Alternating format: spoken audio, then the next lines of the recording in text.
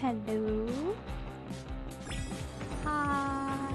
Hi, hi, hi. Hello, hello, hello. Hi. Sorry, you Twitch. Twitch is like an angel. I'm so sorry. I'm so behind today. Oh goodness gracious me. I posted it where I went live, so if you're not doing so, there goes my social media. If you'd like to follow me and keep up to date with the streams. And we also have a Discord there with the link provided in chat. I have the Swoopytober poll linked in chat already on both chats. They're pinned. But in case you want to see them in chat again, there they go, as well as the visual novel info. We're playing Spell Candle today. I'm so excited. It's a whole like art style and aesthetics like remind me so heavily of Touch Dived. So I'm really thrilled to see this one. It has like heavy themes, subject matter as well, like mental health, I believe, and coming to terms with like mourning, with death and such. And then there's also mysteries of sub for the love interests that we come across, and I'm really excited to play this one. This one looks really cool, so I'm hoping we can get through it all today, because I don't know how long the demo is. A lot of these devs didn't tell me how long their demos are. I appreciate when they let me know, because I have a limited time frame that I stream, so I have about 3 to 4 hours cap tops.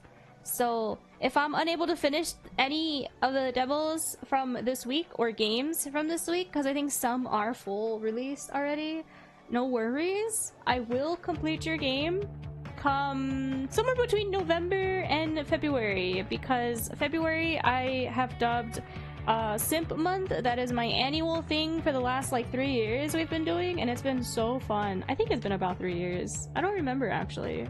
I think it's been about 2-3 years. So like this upcoming annual one will be like a 3rd annual.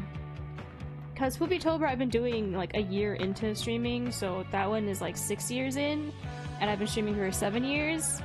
So so it's really exciting. I can't wait. Let's play Spell Candle. Their Kickstarter is live, by the way. I have the links in chat, as well as this QR code above chat. I'm sorry, chat, you're blocked today. You're blocked from the channel! I'm kidding. You're not completely blocked. Oh no. I tried to fix my OBS issues, but I guess I didn't. I don't know. I tried to lower my stream quality to see if that would help it, and I don't think that helped it. So I'm sorry if I'm lagging. Oh no, it did the same thing the last game did. Oh no, everything's breaking. It's delayed. Hello? You're first. I can't see chat because for some reason the game reset itself. Why? There we go. Oh my goodness me. I'm sorry. I stream off of a laptop, and lately OBS updates have been completely just frying my system. So I don't know how long my laptop has to live, and I'm very scared. Also, if I click away, this is another game that also just like completely freezes. So my apologies. But hello, you're first. Oh, dang. I guess I'm gonna be laggy today. It says turning down or making faster. I feel like if I try to make... Actually, that's the one thing I haven't tried to do, is make things faster. I feel like that won't work though. I have everything set to as low as possible, and it's still like encoding overload. Oh well, I'm sorry. This last OBS update really broke everything, because I would rarely get encoding overload, and now I'm getting it like all the time. Ooh! How far are you willing to go to contain war in a glass dome? I clicked. Hello? How many parents would you be willing to sacrifice? How many parents would you be willing to sacrifice? How many brothers would you kill? Oh, I thought that was like a tiny person, so these are just... Okay, these candles are massive. Would you grow numb? Oh, frick. god, everything is frozen! Ah, I'm sorry, I'm having tech issues this week! I did not! I'm so sorry, nothing ever goes according to plan for me. I was hoping and praying and wishing that everything will go smoothly, but I'm lagging so bad. Thank you so much for the lyric, I appreciate it. Oh, dang. Would you go numb to the pain? Become a zealous leader? Willing to sacrifice anything for the greater good? I have to double click in order for it to continue. I'm very scared because I don't know if... I did not mean to do any of that. Oh no. I'm restarting. I tried to... I don't like this. I don't like that the scroll wheel makes it go forward. I wanted it to go backwards. Every visual novel's different and I risked it and it was not good. Frick, I'm so sorry. Let's try this again. Let's try this again. How far are you willing to go to contain glass war in a glass dome? Frick. So yeah, you have to like double click. That scares me because what if I accidentally double click and then it goes too far ahead and then I don't... Oh, there's a history button. Okay, you know what? I feel better now. There's a history button. I didn't see that. How many parents would you be willing to sacrifice? How many brothers would you kill? Okay, so you don't always have to double click. I wonder why it makes me double click sometimes, but not... Huh. Would you grow numb to the pain? Become a zealous leader? Willing to sacrifice anything for the greater good? Turn a blind eye to the orphans on the streets? Ignore those disabled, begging for coin?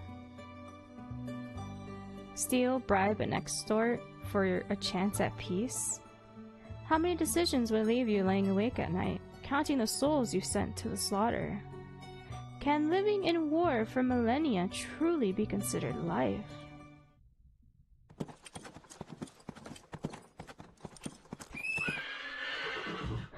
Haunts! A loud whistle breaks the silence, rendering the carriage to a sudden stop. The tip of my quill shatters as it smashes into the paper before I can put down my next thought on the page. Identity control! The shout comes from the outside and I put my notepad down, scoffing at the ruined nib. Can you guys hear everything okay? I had made the audio super quiet because I noticed yesterday's stream and ended up being a smidge too loud in some parts. And I'm soft-spoken. My microphone is literally up on my mouth and my settings are completely maxed out. So you'll just have to raise your audio on your end. Apologies in advance because I know ads on every website are always like 300% louder than the actual videos. Especially with soft-spoken streamers, so I'm sorry. I'm sorry I'm one of those soft-spoken streamers. The shout comes from the outside and I put my notepad down, scoffing at the ruined nib. Yeah, see, I clicked and nothing happened. And then I clicked again and now it changed. I don't know if that's just a me thing though. This is the third one today, and I'm tempted to throw my hands up in frustration and scream. I was selected to be the Arisian delegation's reporter for this year's Dread Festival. Is it like a Day of the Dead? It should be considered a great honor to be able to report on your country's political victories. Oh, never mind. No matter how small. Dread? But you can't expect a caged bird to sing happily. I reach into my leather satchel to find my identification documents before stepping out of my petite carriage. I feel pleased by the chance to stretch my legs. Annoyed that I have to go through this. Oh yeah, I think you also craft your character's personality based on what you choose, which was also a really interesting thing that not many visual novels have, because you already have every MC always has a set personality, so the fact that this one like offers you to like change it is like really cool. Enthusiastic that we've likely almost reached our destination. Curious to finally get a peek at the outside. I'm gonna say curious. Just a few feet ahead, an elven woman is going through the papers of an old gentleman from our contingent. Elf. And what role do you fulfill within this delegation? Her voice is like the sharp pointed end of an ancient spear. Senator. I am the senator representing the region of the Beastlands. The elf sniffs in the air around the delegate and frowns. She is beautiful. That sounds so judgmental though. They sniff up out of the air and frown. Glimmering mercury eyes peek from underneath short bangs the color of milky quartz. Her skin, like deep iron ore, glitters gently in the rays of daylight. After a very thorough read of the man's identification document, she hands them back to him without a word. I find myself nervous as the elf's long knife-like ears twitch. Isn't this a slur for elves? I'm just calling them knife ears. Isn't that a slur? You can't use it as a descriptive phrase. That's a slur towards elves. And her attention shifts to me, like never seen anything like it. Like, oh, I'm sorry, I'd never seen anything like it. I can't have to double click. I think it's every time I click away and then I have to click back in, I have to double click in order to like continue. Her cold gaze, so it is a me thing. Her cold gaze examines me from head to toe before she reaches a hand out. Identification documents. I hand them over and she scans them quickly. She scans through them quickly. Enter your name here, then press enter. Oh, I'm Pikachu. Hello. It is me. Choose your pronouns. She, her. And what role do you fulfill within this delegation? Aren't we a journalist? I was selected by the Emperor to take an article of the Dread Festival for an article. Oh, take an account! Oh goodness, I can't read. I was selected by the Empire to take an account of the Dread Festival for an article. I'm here to report on the mutually beneficial relationship between our nations. Wait, what? Do we actually choose what job we want, or are these like roughly the same thing? I will be writing a positive piece about Qualingalar's leadership. Who's that? I plan to record our general's involvement in foreign affairs for our newspapers. I'm gonna say the top one. The top one seems more professional. Oh frick, that's me! Oh frick, that's me! This is my name! I was selected by the Empire to take an account of the Dread Festival for an article. Her eyebrows raise slightly at my response. After a moment, she nods, accepting my explanation. Would she not expect me to be so straightforward? And your general, where can I find him? The question perplexes me. Though the delegation had been traveling for several weeks, I hadn't encountered the infamous Shadow Master once. Had I? Wait, did I lie? Upon seeing my bewildered expression, the elf offers a small explanation. He was not in his carriage. Perhaps a stranger, perhaps because he got bored of being confined in a turbulent box for days. They were out here for like a week in travel. A voice responds before I can open my mouth to formulate an apology. I step back from the carriage and seek out its source. Can I write? I can't mouse wheel click, I mean. To get rid of the text box. Dang! Okay! Who are you? Why are you so feisty? Butting into someone else's business? Upon the wooden roof of my small carriage relaxed one of the most beautiful gentlemen I had ever seen. With his eyes closed, his expression was so serene that I found myself wondering if I'd misheard him speak. Shadow Master, may day and night preserve you. Oh, is that him? The man on the roof of my carriage opened his eyes and leveled the woman with a cold gaze. His eyes were the color of the flags of the Empire. The color of blood and dangerous forbidden things. Oh, look at his text box change! Is that him? Lattimore? Is that how you pronounce his name? Lattimore? I'm sorry if I'm so sorry if I mispronounced anything. I could hear the elven woman swallow from beside me so vividly that I wondered if the world around us had fallen quiet on purpose. May I please see your documents, General? I like how he had plenty to say before, and now he don't want to speak. A frown crossed his features before he quietly sat up, slid his feet over to the edge of the carriage, and jumped down with the grace of a cat. Oh, brag. Here. He pushed a stack of documents that was so thick into the hands of the elf that it made me gape. It might take you a few days. What? He smirked, and I wondered where on himself he kept a pocket large enough to hold all that paper. The elf blinked, scanned through the first few pages, then flipped through the next few with shaky hands, her face growing paler by the second. Oh, do we peek at the papers? Wait, can I save? Oh yes, there's so many to choose. Hold on. Peek? You want me to peek? I'm curious. Is this really him? We'll peek at the papers! You can catch the words. Permitted legal assassination, poisoning at discretion, lawful use of force to acquire necessary information, including dismemberment. What? The elf suddenly thrusts the pages back at the general and gives him a shaky nod and thank you before wobbling off to the next carriage. Is that necessary? Wait, okay, making it go high made everything go swoosh. Let me lower that.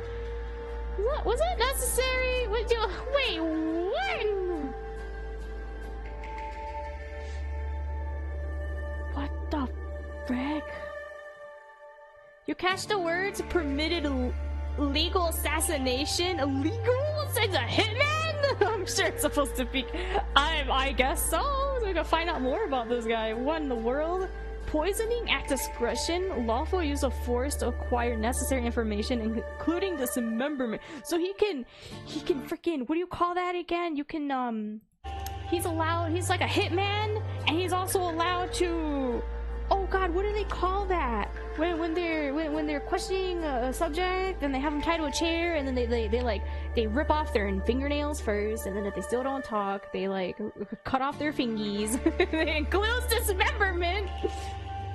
Oh god, my brain is not braining today. Assassin? No, that was this. Legal assassination, that's hitman, yes. Poisoning at discretion, that's hitman, yes. But I'm talking about, questioning someone. That's not assassination. Oh god, what is it called? Frick.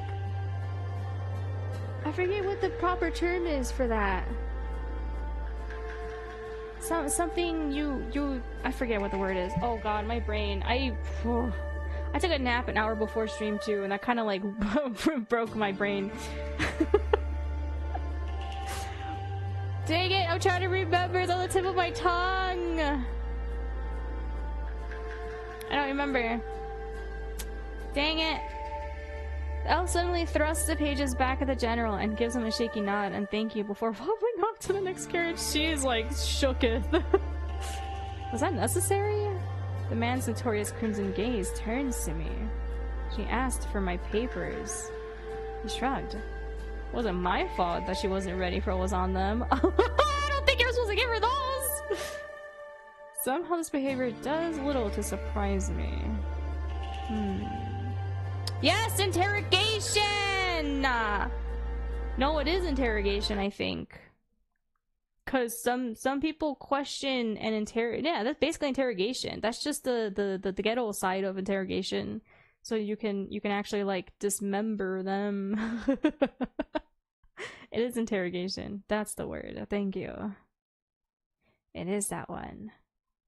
I mean, lawful interrogation are the ones where they just talk to them and they don't do anything, and then they can give them, they don't do any harm to them, and then they can fulfill some of their promises to see if they can get them to talk. But they like the ghetto version, the hitman version, not hitman version, but like gangster versions. Yes, they remove fingers. In the war versions, I guess, they remove fingernails, they remove limbs, they slice. Yes, that's the one. Interrogation. It might have been considerate to let her know beforehand. But she knew that you were the general! Why I'm not gonna fight him. I'm not gonna fight him. Why would I fight him on that? An uncomfortable silence falls over us, and I notice the way his gaze wanders down below my waist, scrutinizing me. Oh, he's checking us out. A fog crosses his lips. A frown! I follow his eyes and... fuck. The inkwell I had left in the seat beside me must have spilled when the carriage came to a sudden halt. He's staring pointedly at the black stain at the side of my pants. Brack. Uh-oh. Oh my god, he's angry. I hope you're not planning on wearing that to the welcome dinner. Of course not! I highly suggest not embarrassing yourself or the Empire by doing so. I'm not, I promise. Everything about this man was irritating. I won't. The look he gave me was one of complete apathy. Nah, my throat's killing me today. I am very nervous for this weekend because of that. I tried to take a rest and breaks all month and it didn't help. Hot liquids don't work, by the way. Hot liquids do not work. Do not tell me to drink hot water. Do not tell me to drink tea. Do not tell me to drink hot water with honey. Do not tell- it doesn't work. Trust me. It doesn't work. It makes it worse. It's not really my throat that hurts. It's more so the top part of my throat, like the back of my mouth, the soft palate at the upper top part, as well as like around the tonsil area. That's what hurts. Gargling salt water doesn't really help. Gargling warm water doesn't help. Cold water doesn't help. I drink plenty of liquids all day. I drink only water. The only time I ever drink like soda or juice is like probably a small cup of it before bed. But not like... well, not like before bed, but like with dinner, I guess. So like I don't really drink any other liquid besides water anyway. All I ever drink is water. So it's kind of annoying when people on the internet who don't know you just go, just drink water, just drink tea, just drink this. And it's like, I do that already, it doesn't help. I have to have like ice cold water and then I feel better. It's really weird. So I'm trying though, I'm trying here.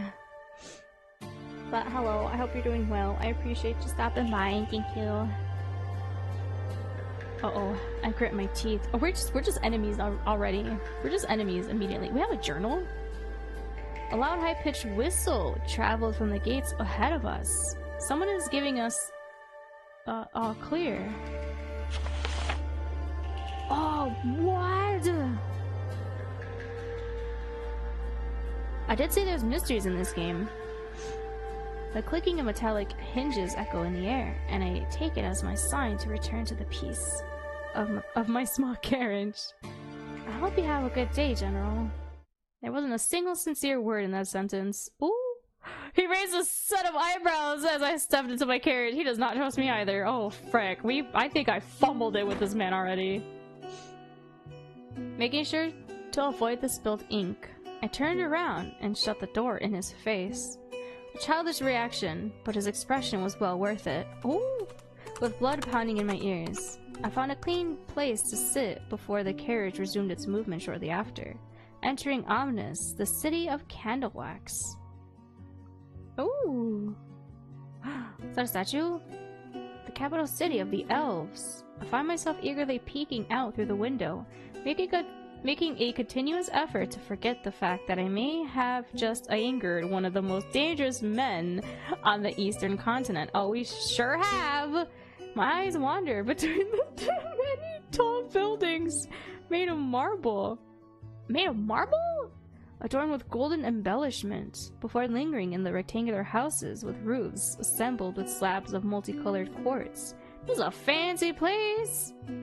They're illuminated by the withdrawing river of light, the path of the goddess of day.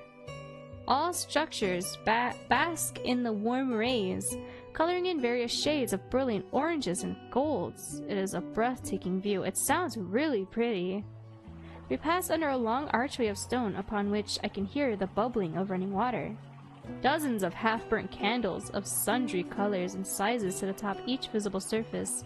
I was gonna say that there are plenty of candles like everywhere. I found myself itching to see what these streets look like at night. My thoughts quickly bring me back to the journal in my lap. Quickly, I fetch a new quill from my bag and note down my initial impressions. After several days of travel, our delegation has finally arrived at Omnis, the legendary elven capital. The gates were guarded strictly, and our official documents and identities were checked for validity. Validity. Ah! I can't read! You get it, you get it. This year, the Great Empire's leading envoy for the peace celebrations is the Shadow Master. He sports a unique brand of charm. He's a very considerate leader. He is a very considerate leader. He sports a unique brand of charm that inspires the awe of everyone around him. Like a hurricane or some other horrible natural disaster. He has a way with words. I am blessed to be able to experience the elves' what? Exaltation? When around him. At least, I'm not the only one terrified of this monster. We meander through the roads for another 20 minutes before the carriage comes to a final stop in front of the only building that looks terribly out of place. Ooh, it's pretty. The tall rectangular pagoda that serves as the Eris Empire's embassy at Omnis. As I disembark, I spot the general already disappearing past the red curtains. He doesn't spare me a glance. Oppressive prick! Oh my god! This guy's gonna hate our guts, man, I swear. I'm given a small but pleasantly furnished room in the embassy and quickly ditch my pack in there before heading out into the city. Jesus. Ooh! I need to find a tailor somehow. A tailor? It's just ink. There's no like cleaners. I take a map of the city from the embassy to orient me. That sounds smart. I tag after the lavishly dressed elves on the main street. I'm not gonna ask people for directions. The elves seem kind of prissy. No, they're not gonna help us. I follow a trail of the most expensive looking buildings. You don't even know what's in there. I ask around. No. I take a map. Come on. If there's a map available, you take the map. The map itself isn't as detailed as I'd like, but I can make out the names of the districts of Omnis, as well as a couple of points of interest. I decide to take a look around the enclave of the gods, the area of the Earth Elves first, since I'd read so much about how lavishly they'd live. Huh. There's so much candles, like, everywhere, like on top of the buildings, on the signs, on the floor, on the grounds. It takes me about 15 minutes of walking and skulking about weird alleyways before I spot the cylindrical structure of rose marble. Two golden curtains embroidered with large designs of a spool with pink string hung from around its wide open double doors. Dark letters spell out the words, "The Hour of the Golden Ones," right above the entrance of the building. Oh, this is an interesting little lounge thing. The gentle strum of a mandolin came from inside. Heart-wrenching, intense, soulful, and yet somehow welcoming. I step inside, yet find myself incapable of spotting a single worker.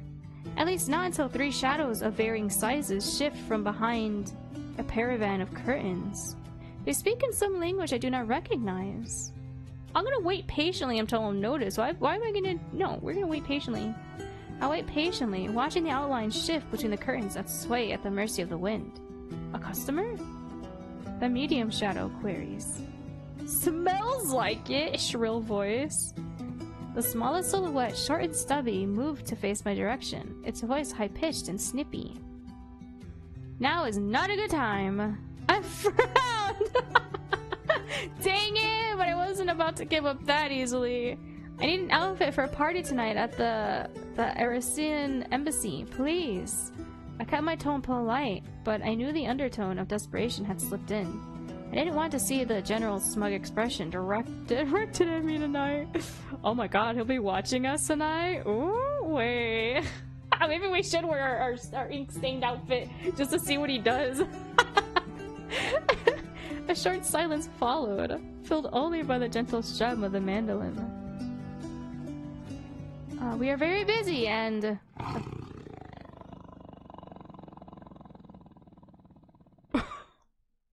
A predatory growl erupted from behind the caravan. That startled me. Help her! The command rolled through the chamber with a low rumble. What? Wait, what do you mean? What's happening? Oh, am I gonna get attacked? I felt myself tense as the tallest figure turned to face me from behind the curtain. But Natra? Banatra? The growl grew louder. As you wish, Natra. The tone was reverent, obedient.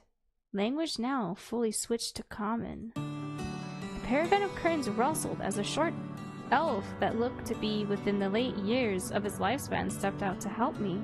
Right this way. I was quickly led behind another small paravan. Wait, I thought we were gonna get attacked by something. Was that growl maybe one of the workers? Are they like an animal? Were they mad at us because we interrupted them? And then they all fought over who should help us? Huh. I'm a little confused. I am Culpio? I am Culpio, one of the designers of the Hour of the Golden Ones. And your extra hand to look your best today. Will you be needing help undressing? The question caught me off guard. I refuse. Scandalize my proposal. I refuse politely. How scandalous! You think I can't dress myself? I'm a full-grown woman. Honestly, I feel like it's probably natural for them to help people of high authority, but I'm not of high authority. I can undress myself, thank you. I appreciate the offer. Thank you for the offer, but I am accustomed to dressing myself. Copio nods, surprisingly accepting of my choice. Very well then. I will see what we have that will fit your body while you disrobe. Whoa! Drape yourself in the plush blanket on the Davenport if you're feeling bare. And do not be concerned. We change them after each client that refuses to take it home with them. Oh! Before I could process his words, the elf had made his way outside of my changing area. It didn't take long before several beautiful outfits were brought to me. Copia made it his mission to look everywhere but at my body as he delivered them. We don't have a robe? And exited. He's being so polite though, he doesn't want to look at us. His regard for my wishes put me at ease as I tried the outfits on one by one. Am I going against his poor work standards, ethics, by denying him, undressing me? Would he have looked at my naked body if I accepted his help when undressing? Wow, this guy. Do any of these suit your fancy? A racy blue? A racy blue? What does that mean? And white striped dress with a beautiful belt made of pearls. A conservative black cotton toga that sticks to the curves and muscles. Ooh, I like this one. A leather two-piece. A blouse with matching pants, accented with golden bracers and rings. Wait, this one's all nice too. A ceremonial red and white robe of silk with a black embroidered sash. Oh, frick! These all sound really pretty. I might do this one. A leather two-piece. A blouse and matching pants. Accented. It seems like we are wearing pants already. Maybe we should wear this. It also has accessories. I'm gonna go with this one. I wonder what happens if we choose this though. Is this gonna make me like feel posh or something? After I put the jewelry on and look into the mirror, I hardly recognize myself. The leather is tight, but the seams are flawless, allowing for freedom of movement. Is this scandalous? Cause it's so tight? Should I have chosen a conservative black cotton dress? Or is that? I feel like that would be too safe. My gold accessories balance out the neutral ensemble, giving the illusion that this is worn by someone powerful. A great choice! But I feel like he says that for everyone. The tailor appraises the way the item of clothing sits upon my frame. Is this outfit to your liking? Oh, I could say no? Will that let me change? Will that let me change? What if I say no? No. As you say, let's look back at the rest. Oh! Does any of these suit your fancy? Okay, what about this? A breathable cotton covers my body, yet accentuates the curves that matter. Oh! The dark material brings attention to my eyes, making them pop. It is a comfortable yet eye-catching outfit that makes the wearer stand out with its well-crafted simplicity. A great choice! I knew it, he says it for all of them. The tailor appraises the way the item of clothing sits upon my frame. Is this the outfit to your liking? What if I say no? As you say, let's look back at the rest. Oh. I want to look at all of them. A soft material, it's sheerer than expected, but it flows around my body in a way that makes me part my lips in surprise. Oh dang, this one shows off the goods. It is as if it was made for me. The pearl belt cinches the waist in a way that brings attention to all my best features. Oh, frack. No. Shoot, it seems like these two are the really good ones. What's this one?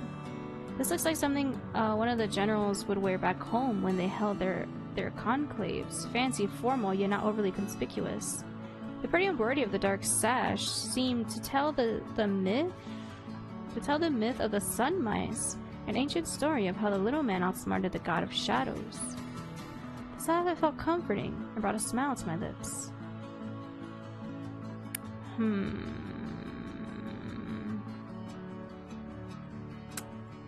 I'm gonna load the game. Wait!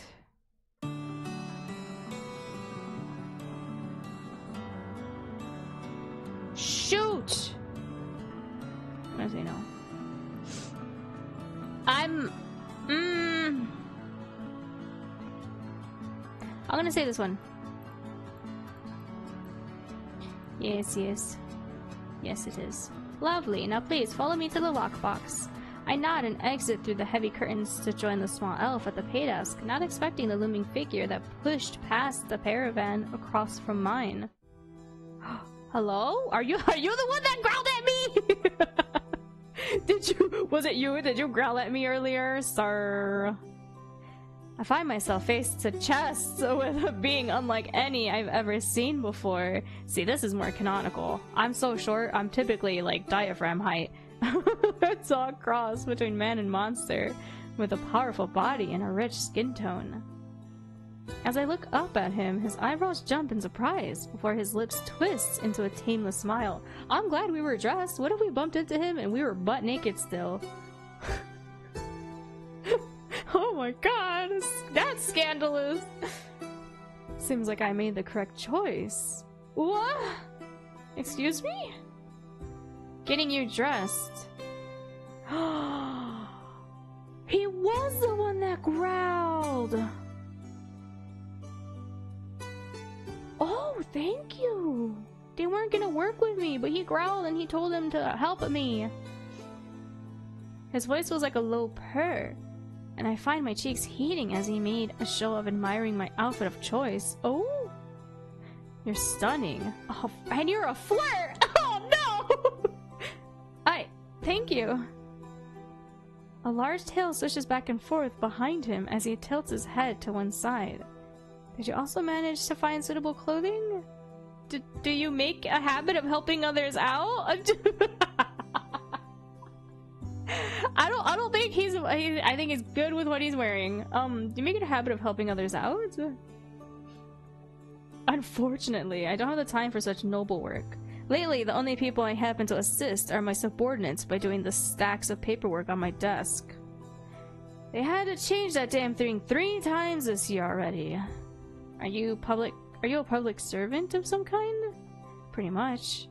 His bold outfit choice made me assume he was a framed exotic dancer, performer. I think warrior. Dancer, performer?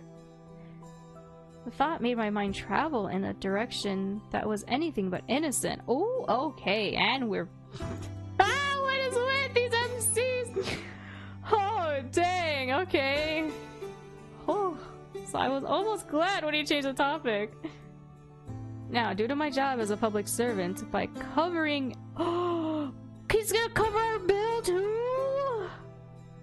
Giving me little chance to respond, the creature moved to stand in front of the tailor. Oh, I'm not gonna snap at him. Thank you, but that is unnecessary.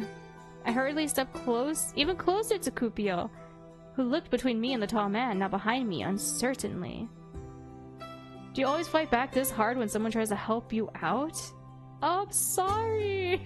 Wait, he likes that. Oh, frick. I know, I've given him a weird look with this smile wide and showing off a pair of sharp-topped canines.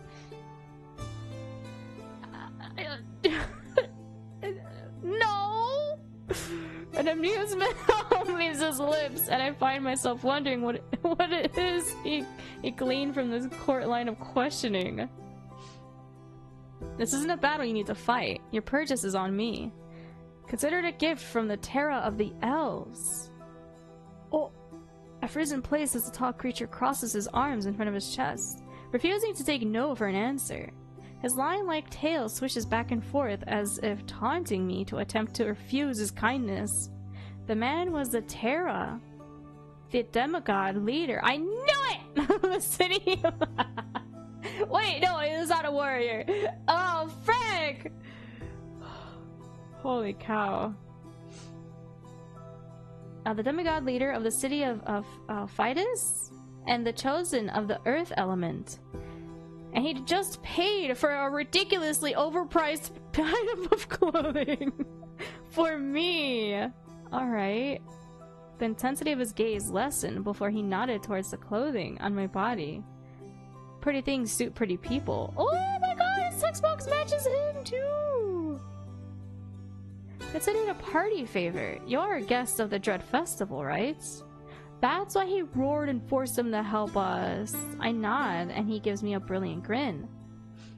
Then please make yourself at home in our city. The words "a million people would kill for this chance" echo in my mind, and I find myself smiling back at the demigod. Thank you. It is my duty. And incidentally, my pleasure. Oh, frick, wait, he likes us. I find my cheeks heating a bit at his tone. I should be on my way. Of course, I'll be seeing you tonight then. I pick up my old clothes and pack before bidding Cupio and the Terra the most dignified goodbye I could muster. Now, what did the way back to the embassy look like? I start retracing my steps, but quickly find myself unable to deny the itch to put words on paper over my recent encounter. Compared to the capital of the Eris Empire, the elven city of Omnis is ridiculously expensive, beautiful but chaotic. I'd say beautiful but chaotic. If the map is hard to read, but everything is gorgeous, how do they know what things even are? Beautiful but chaotic. The architecture... The architecture! Oh my gosh, man. I can't read today. I'm so sorry. I'm like... Oh! My goodness. The architecture I see as I walk the streets is awe-inspiring. But the structure of the city itself is incomprehensible. I wonder what the... spatial architects were thinking when they planned this place. The urban design is amateurish. Ooh! when compared to the organized construction of our capital city. Okay, I don't think we needed to put one down to bring one up. Come on. I don't like putting something down to bring another up. Don't do that. Ugh. My thoughts then wandered to the terror of the elves, to his warm smiles and his overly accommodating sentiments. Nobody had ever covered a bill for me before purely out of kindness. Can't help but wonder what the price I'd have to pay for it in return would be. I frowned and structured my thoughts on the demigod of Earth. My first impression of the Terra of Elves is that he's very sweet. He has a terrible savior complex. He seems to live in his own world. I feel like both of these are rude. I feel like both of these are rude.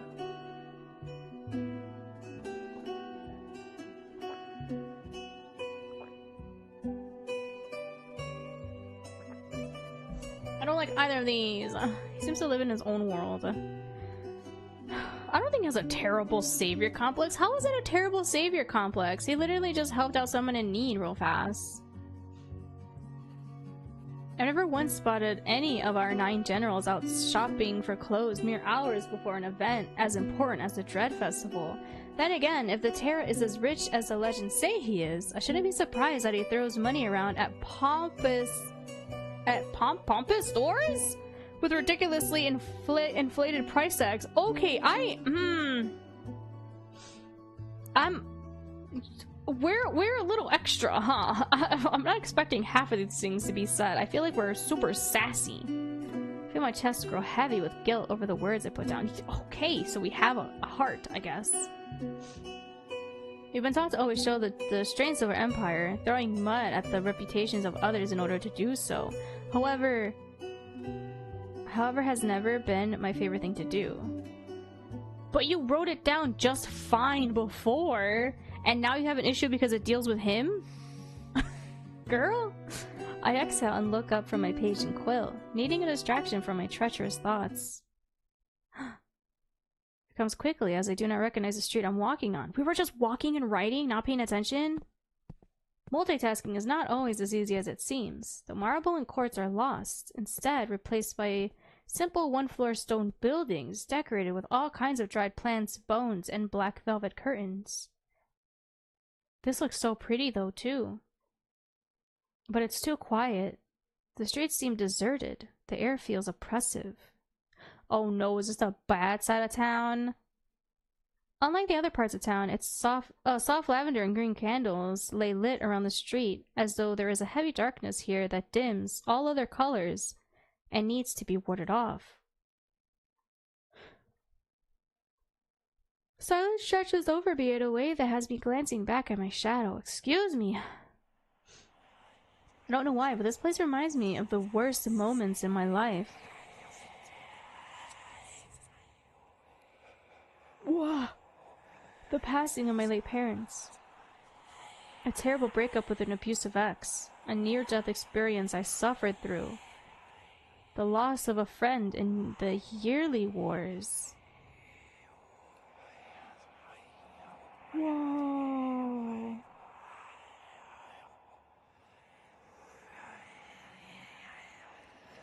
Oh, this is so creepy. I want to say near-death experience I suffered through. An unforeseen medical condition that I had a chance not to survive. Fortunately, I recovered, but I get a shiver every time I recall it and how close it brought me to brink. I recall the darkness as I passed out, the concerned faces around me, how weak and pathetic I felt during my recovery process. I took a deep breath and focused on the teachings of the Aris Empire.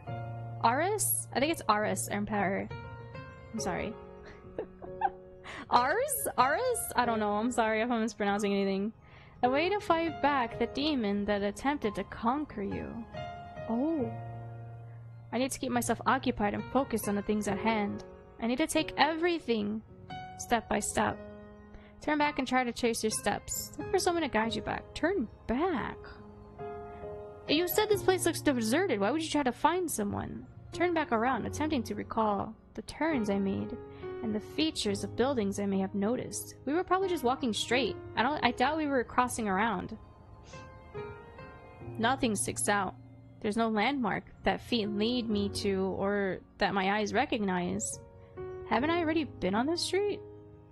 I feel as though I'm being watched. I find myself constantly glancing around at the vacant windows and empty street corners. A cold chill climbs up my back as I reached a few doors without windows or candles. Was this elven magic? Or all just in my head? Was someone playing tricks on me? When I stop to readjust my pack, I feel something wet hit my forehead. Ew! Oh, I was like, ew? What? Someone threw water out the window at her face or something? The darkening skies up above surprised me, and I have barely a moment to blink before I'm caught in a downpour. The rain is so heavy and cold that I don't hide somewhere quick. Excuse me. I'm sure I'll be sick during tonight's banquet. Shit. This rate my notes will be ruined. I break into a run, looking for shelter from the downpour. The only place I managed to find on short notice is underneath a small staircase. I'm forced to squeeze in underneath, pulling my feet to my chest. I hate the rain. I always find it depressing. Preferred basking in the sun for hours instead. No. No. No. I'm just scared of thunder. I'm just scared of thunder. I don't like the sunlight. The sunlight burns. No. With a downpour like this, it seemed like if the sky itself was crying. For the first time in my life, I found the sky's unruliness almost unfair. By force of habit, I find myself closing my eyes and listening to the sound of raindrops as they hit the cement. I breathe in the what? The petrichor? What does that mean? And allow its familiar scent to calm me. Despite my feelings, I find my earlier unease evaporating, melting away with the minutes. Dog? I open my eyes at the sound of a bark, and I find a small puppy tilting its head at me. And I blink again, however. I find that I must have imagined it. Oh! Hello? What stands before me instead is a tall man dressed from head to toe in black. His four eyes are startling green. Four? Oh yeah! Greener than the purest jadeite. Somehow, he sticks out from within the gloom of the surrounding environment, perhaps because of the lit candle that gleams in the lantern he holds up toward me. He surveys me silently, unbothered by the rain falling from the sky.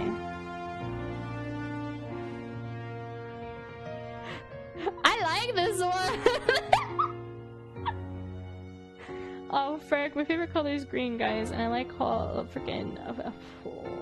wait, I like the whole, like, show of how he's introduced to. He has 4 eyes.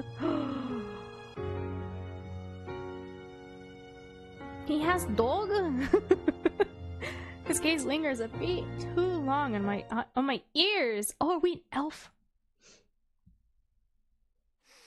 Hello, hi. Wow, you're so handsome.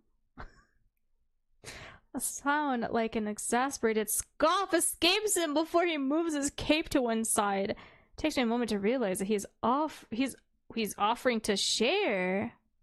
Oh. Come on.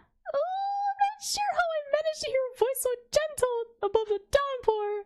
Oh, he said, come on. Wait, stop, sir. Let's get you out of this rain. Oh, how kind. I should refuse. Something about strangers and danger.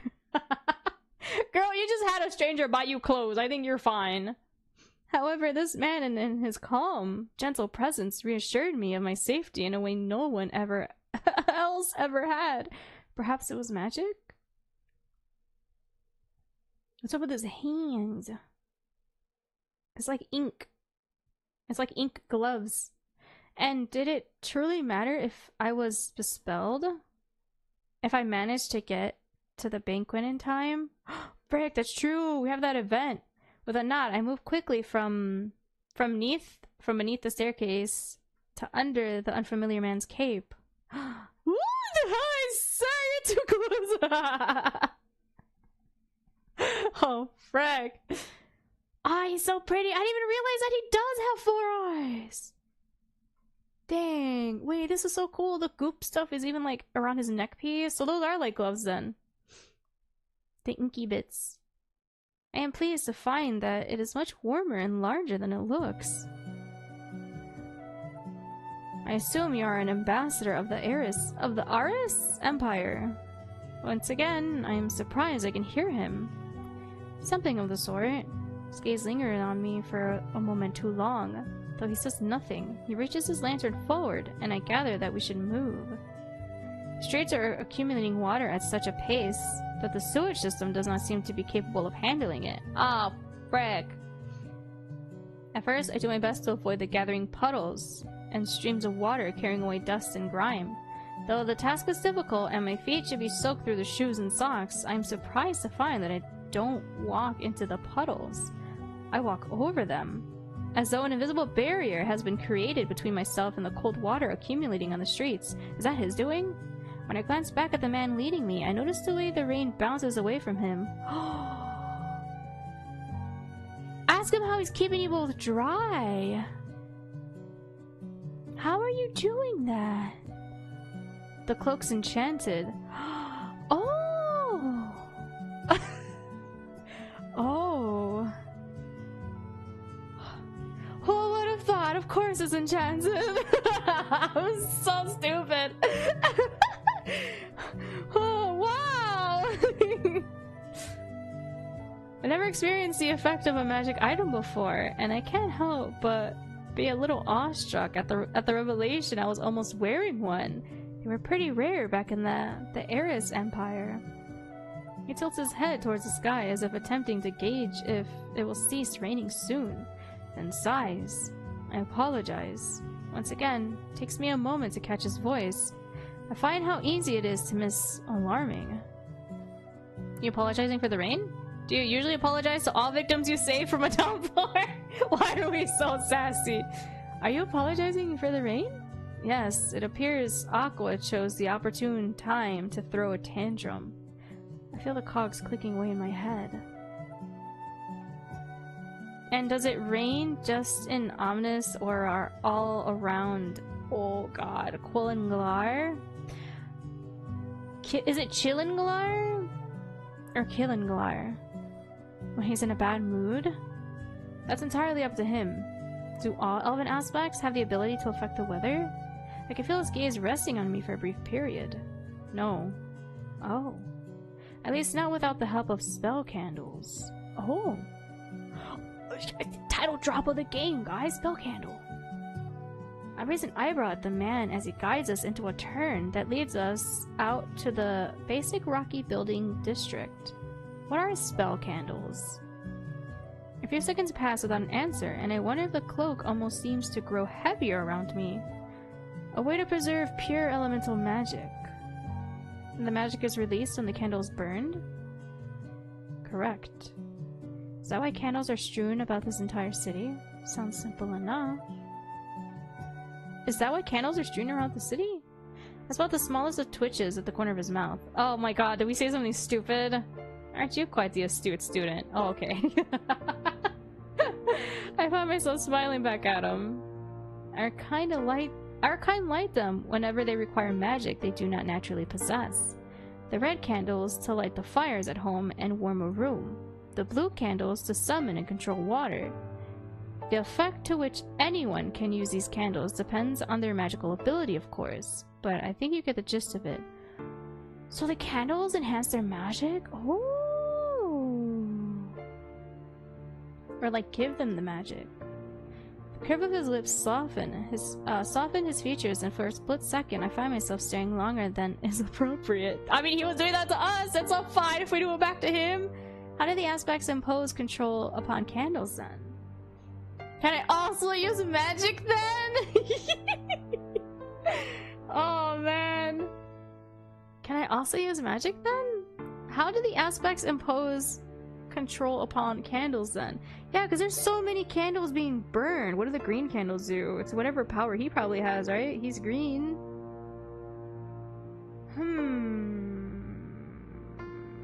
I want to ask ask both of these questions. How do the aspects impose control upon Candlesun? The male beside me raises an eyebrow as the ring continues to avoid hitting his leaf features. The more I stare at him, the more I find myself at peace. His calm voice reaches me once more, and I find myself probably just as surprised at this response as he is at my question. Spell candles are a commodity we aim to make available for every household. If we applied any serious control to them, then that would be like rationing the air your people breathe. Oh, so that was probably a bad question to ask. I'm not sure I understand the comparison. What do you mean? That's like selling bottled water when you literally have filtered water at home. You buy a filtered water pitcher, you're set. You don't need bottled water. But for some reason, people still buy bottled water. Like, you're selling people water, something that they can get already. I understand him entirely. It's like the Lorax movie, how that one guy was selling air in a can. Here we are. The male stopped suddenly and turned to me, his tall frame towering over me as he lifted his lantern toward the entrance to the Arisian Air Embassy. Oh frick, did the party start? That was fast. Loud percussion, the whistle of a flute, and a mandolin rang through the air. Am I pronouncing that right? Mandolin? Showing off, the festivities had begun. And I was late! I was embarrassed to admit I was focused on the intriguing man before me to notice we'd arrived. Thank you. No thank you was necessary, be assured. Oh, come back! Emoji for me to go ahead with his free hand, so I just nodded, turned on my heel, and walked into the embassy in a hurry. Oh no, what is this? Wow. This seems like it's a red light district thing.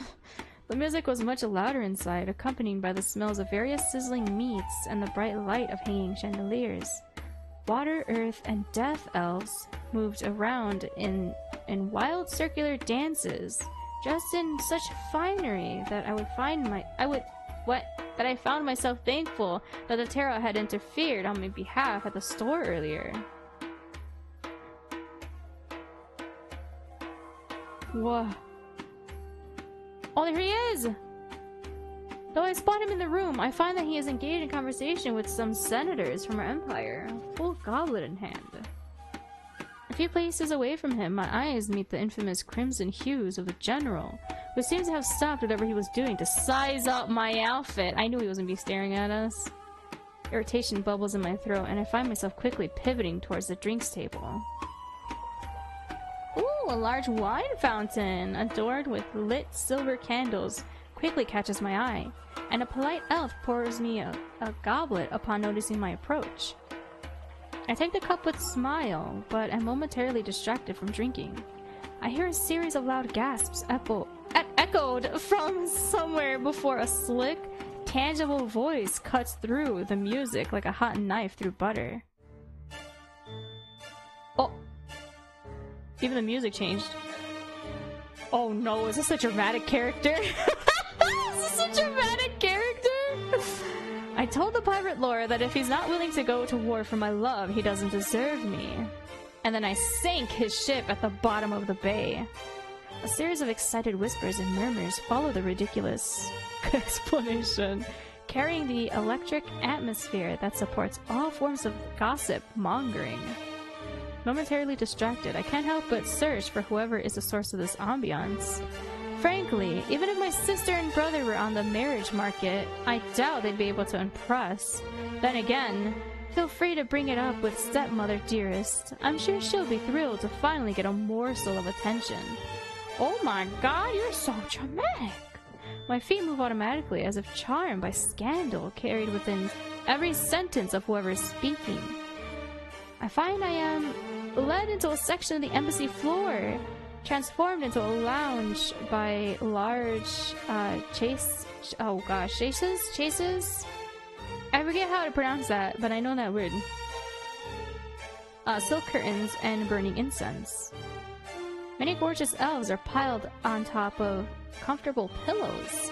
lazing around an eye. Whew, can't read. Catching outfits. Yet when my eyes land on the male sprawled in the dead center of this crowd, I find myself suddenly flustered. Is he naked? Oh. Oh! Wow, you're very pretty. Wait, I love your hair. Oh man. Everything about this man makes me want to do double and triple takes. The long hair, glistening in the candlelight as if wet. The I tried to read the pink. The bright pink of makeup and the outfit that I'm sure would look unseemingly on anyone else in such a formal environment. Whoever he is, he commands the space behind these curtains as though he owns it, and he might as well, considering the way the hungry gazes of his entourage follow each breath he takes. No, sweetheart. No matter how much money your father offers her family as a dowry, trust me, she won't marry you. He sounds so utterly bored with the topic that I almost believe that he isn't revealing the attention he's receiving. Oh, he isn't reveling in the attention he's receiving. Oh no, his large smile says otherwise. Everyone knows that marrying for love is far superior to marrying for money. His gaze landed on me, and his smile widened. Wouldn't you agree? The pull of attention has Oh no! Dude, it's so dramatic, and it's putting us on the spot! Marriage for money is better. Marriage for love is better. Marriage for love is better. I don't believe in marriage. I'd rather not give opinions on other people's relationships. Can't people have both? Oh Jesus, that's The pull of attention was dropped upon me so suddenly that I found myself desperate to get rid of it. Marriage for love is better. See, my darling, there's no market value one can name when it comes to the hand of another in eternal matrimony. That is, if love truly grips them both. A breathy chuckle escapes the beautiful man before me, his gaze still on me with such intensity that I actively have to remind myself not to fidget. Does his eyes just gleam? It seems this foreigner is already more intelligent in matters of the heart than you are, Leopold. Ooh. I feel myself wince as a fierce glare is directed my way by the Leopold in question. Perhaps they're also interested in matters of the flesh as well. Sex? Wait, what? Matters of the flesh? What does that mean? I'm thinking... Is it sexual? Whoa! As I'm walking when I'd heard that comment directed my way, I'd have tripped. If I was walking when I heard that comment directed my way, I'd have tripped. How entirely inappropriate! Oh, it is about sex. Wait, has it? Oh, he does. One eye is brighter than the other, or lighter, I guess. His heterochromic eyes slide over my form. The retort I planned never leaves my mouth. You're just my type. Uh-oh. Excuse me? As a bold proclamation wipes the remark clean from memory, and I can only stare at him, completely dumbfounded. My cheeks blush as he spreads 2 fingers in front of his lips. Oh no. Feel free to stop by my room later. I highly doubt that would be a pro... Aqua of the elves. Oh! Wait, so you were making it rain earlier? Why? Is it because he's just bored? They said that maybe it was because he was just Are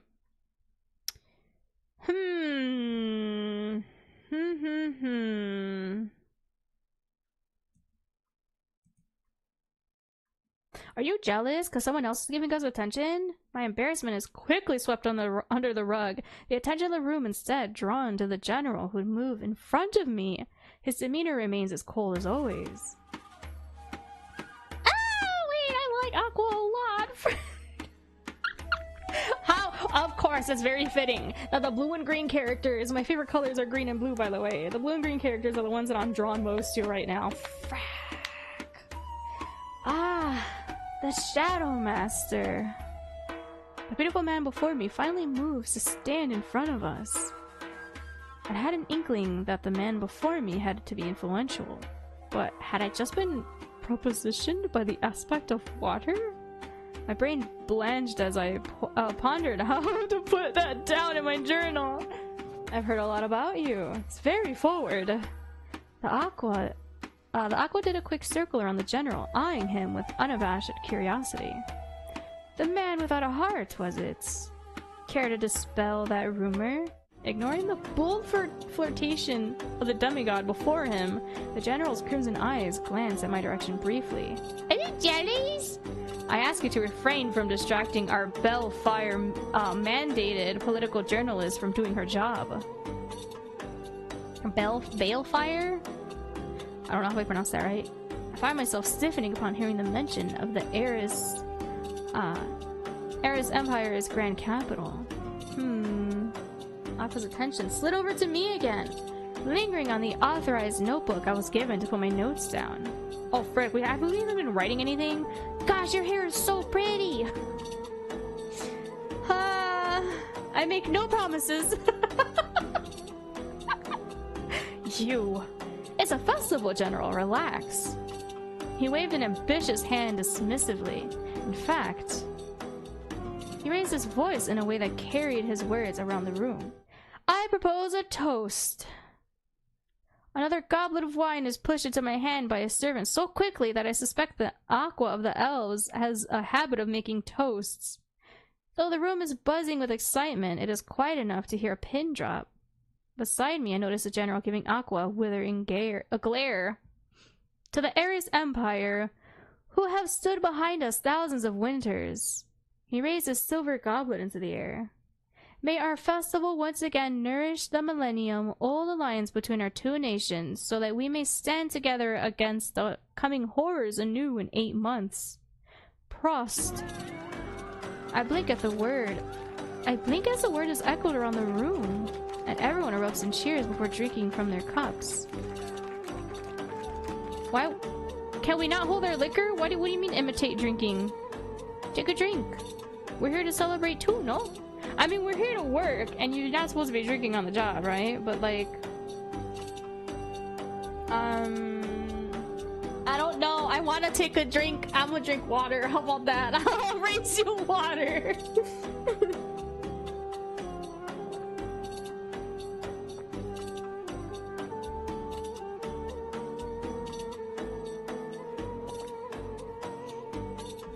I'm gonna take a drink. Maybe I should have... Oh, what? I take a sip of the wine and I am thrown off by the dry, slightly salty taste it carries. I glance around the room to see if anyone shared my reaction, but it seems I'm alone in my confusion. The festivities around me have resumed in full force, but the swell of a flute leading most elves that were gathered around Aqua into an unfamiliar folk dance.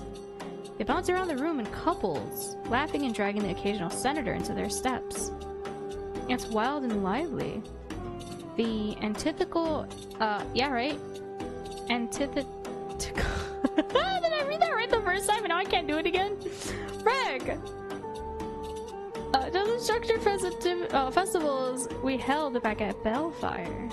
I think it's Balefire, I'm sorry. It's an acquired taste. The wine, I mean. Surf grape. They call it Amor? They call it an Amor. Oh, hello. A familiar voice comes from behind. As I turn, I come face to face with a giant frame of... God, his hands are so big! I'm sorry, I got distracted by big man. Gentle frame. The giant, I'm sorry, with the giant frame of the elves is Terra. Long time no see, princess. Why is he calling us princess? It's good to see you too, Terra.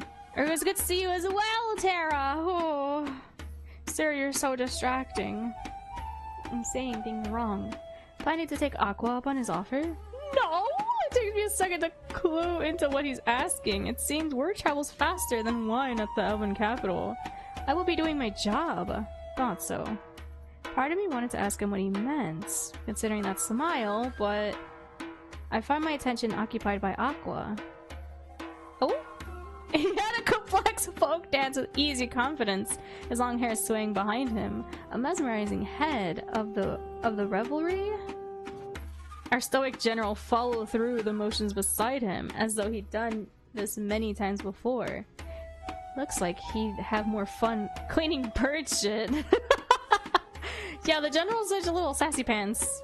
I stifle a laugh behind a hand and glance up at the shrugging demigod. Am I wrong, though?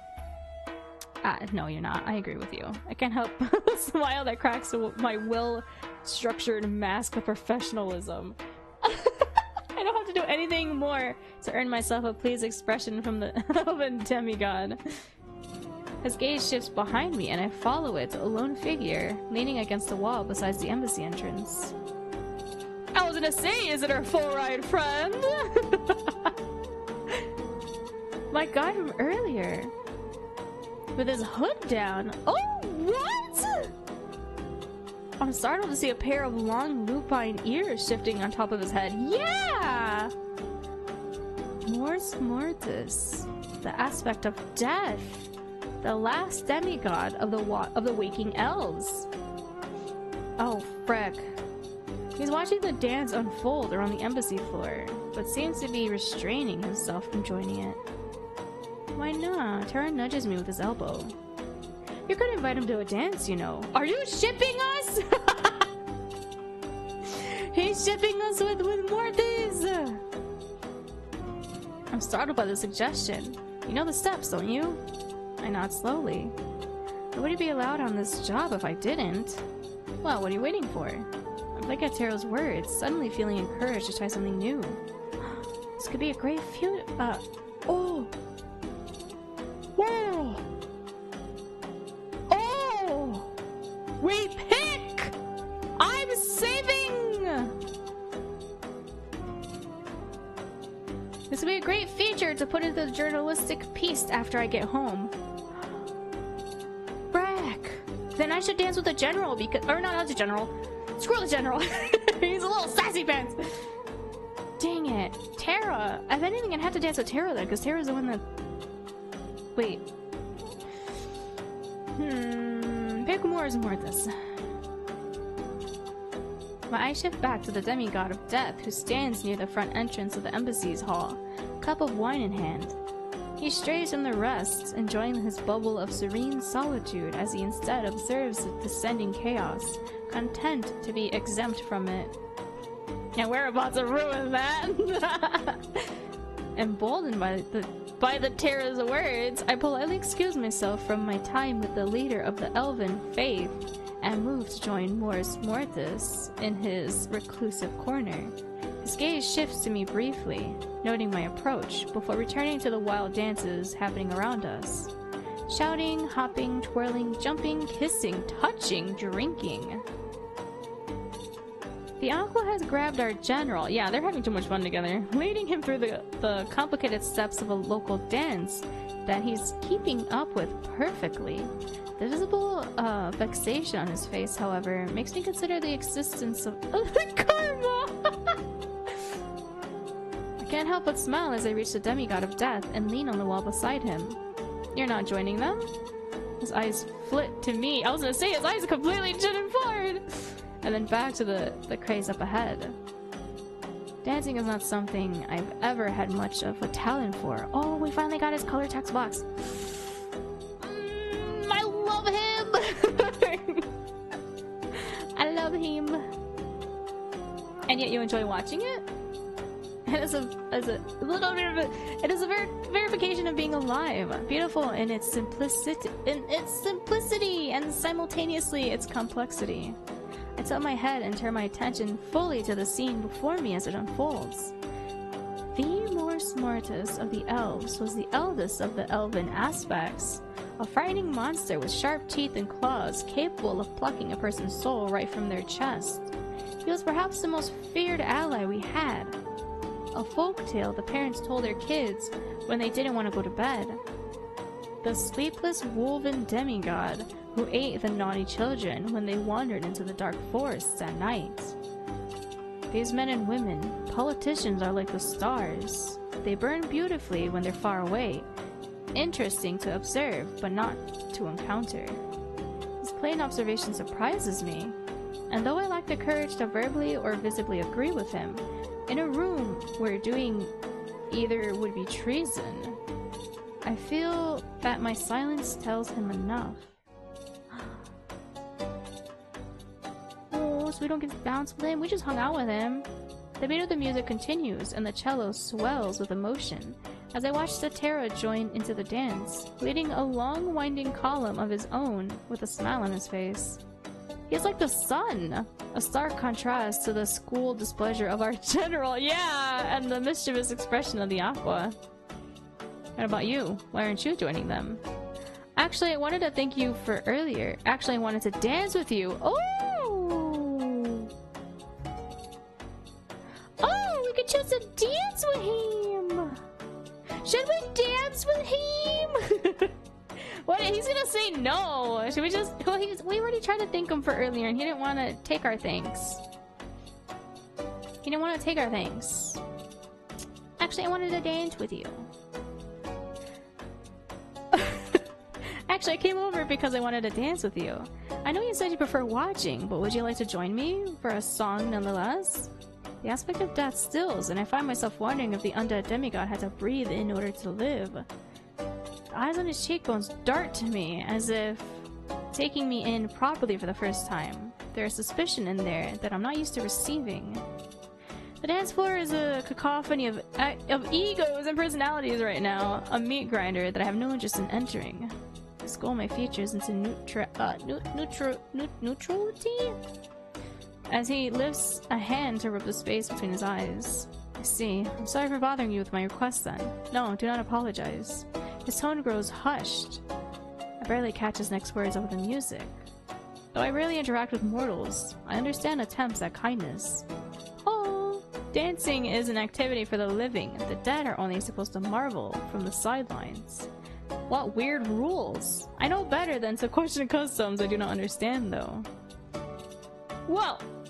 A sudden surge of the beat turned my eyes to the center of the embassy's main hall, where the aspects of earth and water had clashed, both vying for the center of the dance floor. Oh, are they fighting for who wants to be in the center? The general, whose fingers were still intertwined with Aqua's, regarded the aspect of water as though he was seconds from killing him. The stomping of feet, clinking of cups, roaming of hands, the smell of expensive perfumes met with that of sizzling meats cooked traditionally as kebab. At the same time, it reminded me of home, while also letting me experience something entirely different. It made me want to close my eyes, lean into the beat like everyone else. As the chaos of the festivities raged around me, and I turned to once again face! I'm sorry, I tried to read more. Runs a face around, oh my god, I can't read. So he got close and I can't read. He got close to me and I can't read, I can't. As the chaos of the festivities raged around me and I turned to once again face Mors Mortis. Woo! A question on my lips. I watched as his eyes widened and he pulled me to his side. I just want to learn how to read. Shut up! Come on, mister. Shut up! Let's succeed.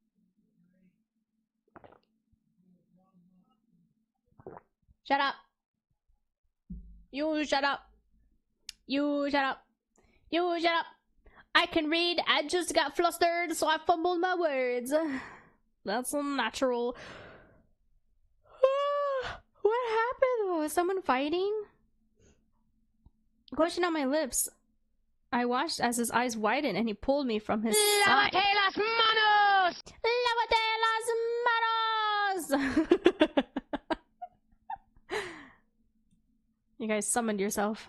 I watched as his eyes widened and he pulled me to his side without warning as a stray glass of wine smashed into the wall where I just stood. Is someone jealous that I'm standing with him? Its owner, an earthen elf with a sandy skin tone, laughed drunkenly, perhaps after doing a few twirls too many in the current dance. Her eyes, the color of bright amethyst, turned to me, and what I assume was going to be an apology turned into wide eyes, quivering lips, and a deep bow. She said something in Elvish, then turned on her heels and ran out of the embassy's open doors into the night, leaving me dumbfounded. At least she was considerate enough to not to disturb the rest of the guests by screaming. She said she apologizes for the glass. But why did she chuck it at me in the first place? I turned to Mors Mortis, whose nonchalant tone was betrayed by the scowl on his lips. Oh, he's mad. Thank you. It is of no consequence. A series of merry cheers erupted from the center of the hall, the long song having come to an end, but I find myself uninterested in the winner of its superstitious competition. The man before me holds my gaze instead. Oh! He's concerned! I'm fascinated by what someone so seemingly gentle had done in seconds to summon forth such primal fear from his subject. But if Mors Mortis senses the millions of questions on my tongue, he ignores them, instead reaching toward me and tugging something out of my hair. Oh, frick! Was it glass in our hair? His dark fingers pull away. I catch a sixth eye tattooed on the back of his hand. A bit of glass got on you. He shows me a small shard between his fingers. Well, something that wouldn't have happened. Oh, sir, get out of here. You're ruining our moment. Is this general's jealous? Does this general like us? He even checked us out the moment we walked in. Something that wouldn't have happened had our Belfair mandated journalists would have been doing their job recording the happenings rather than partaking in them. The general cuts in the conversation with a glare in my direction that gives me goosebumps. I believe you and I have different definitions of the term partaking, General. Yeah, we weren't dancing, we were just standing around having conversation. We were making a conversation, baby! Let's make conversation, baby! Woo! Unlike me, Mors Mortis seems completely unaffected by the Shadow Man's presence. Your journalist was in fact doing their job very well. It is the fault of our people that she almost got injured.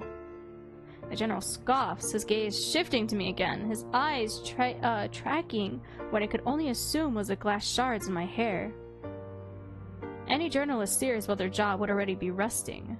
Oh, now he wants us to rest? You just said we were supposed to be Oh, this guy.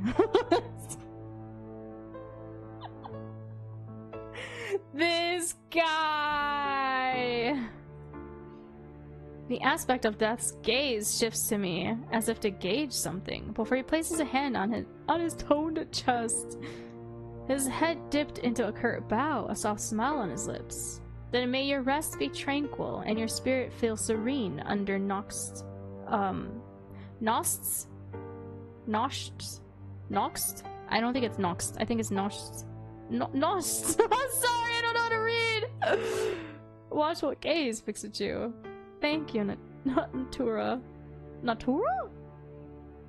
As he raises, I offer both men a small, bright smile. If you'll excuse me, the general gives me a curt, dismissive nod. Mors Mortis, on the other hand, seems to be looking past me. I take it as permission to leave.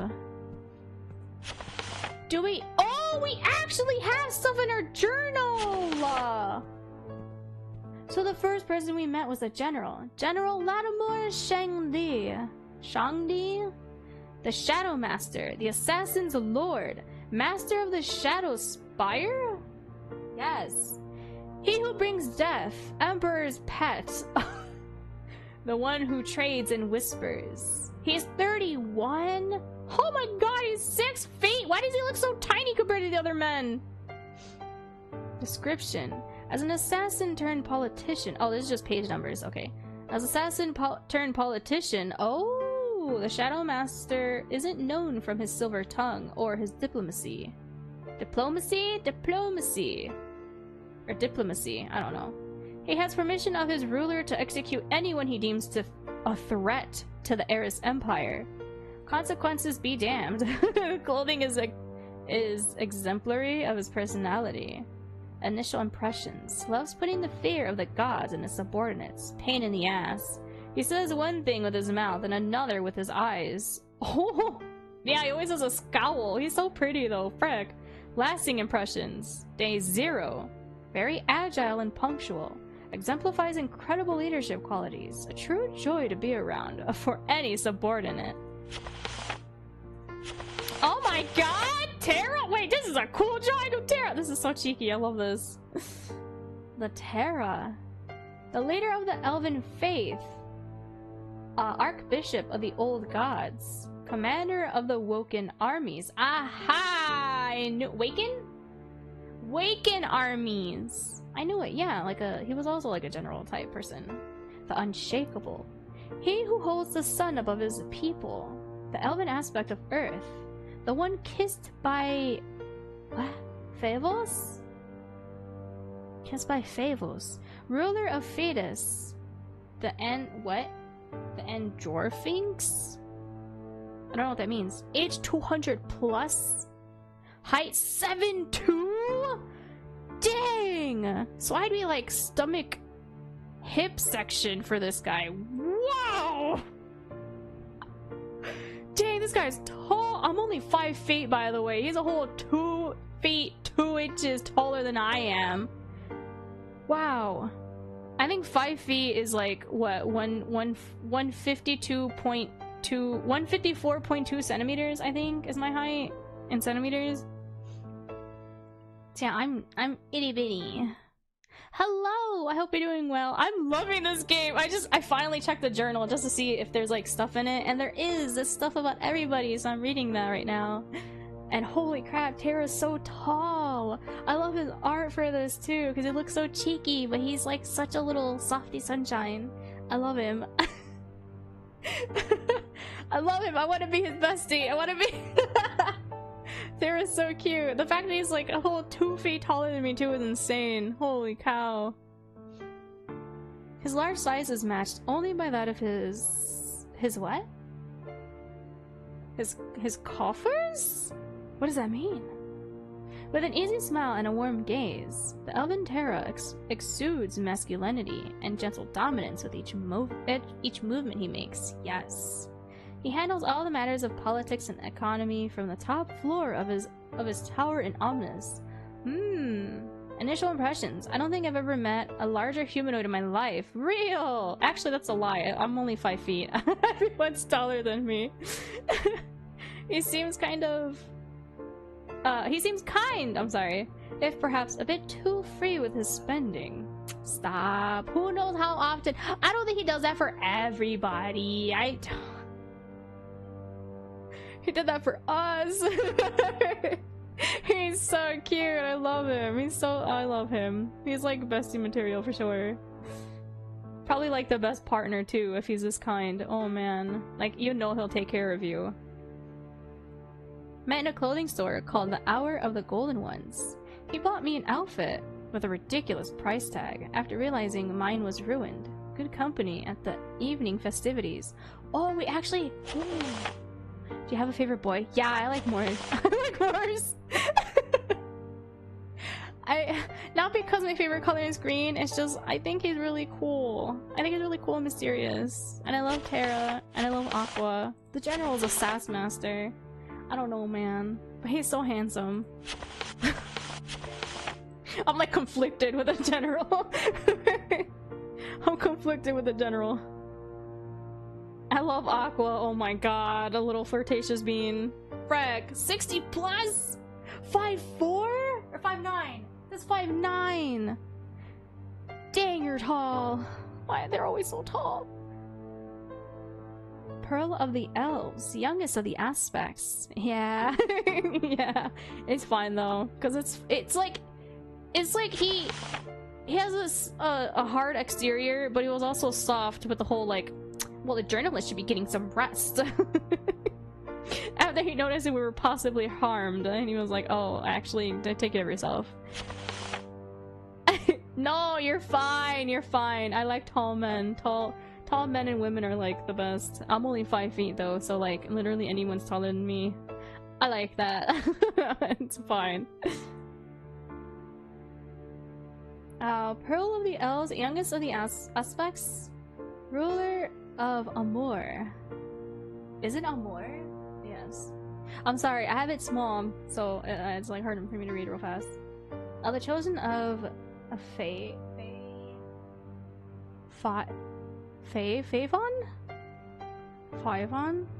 The aspect of water. The wielder of Sea Splitter. The Leviathan. 60 plus 5'9". No way. I appreciate it, thank you. I hate my voice, and my throat is kind of like thrashed already. I'm so like, I've been sipping water every so often.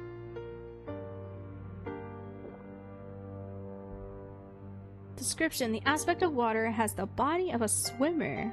Oh, so we were checking out his body, huh?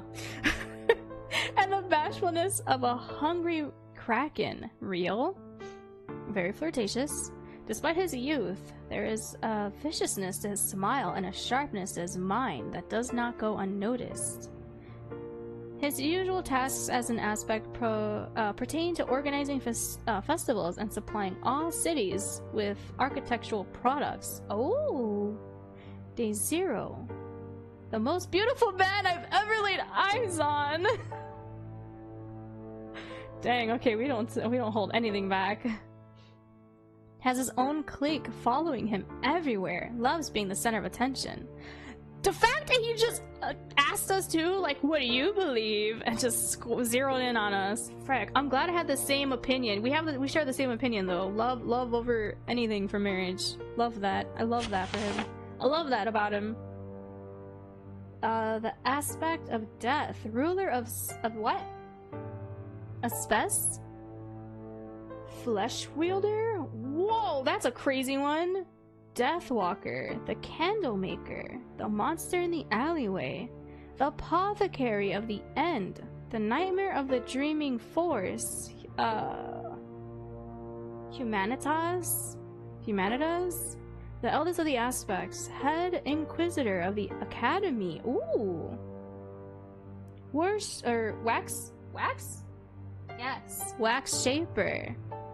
The cuss. Interesting. Wait, coup. And coup means dog. He had dog. Wait, what happened to dog? Is he like a dog whisperer? Is that what that means? 450 plus 6'3". Dang. He's the same height as my fiance. He's 6'3". He's the same height as my fiance. Tall, lithe, and gaunt. Being around Mors Mortis feels like being around a ghost. He is known to be able to see and talk to the spirits of the dead that constantly roam Omnis. His statesmanship as an aspect is known to be the cause of many disputes.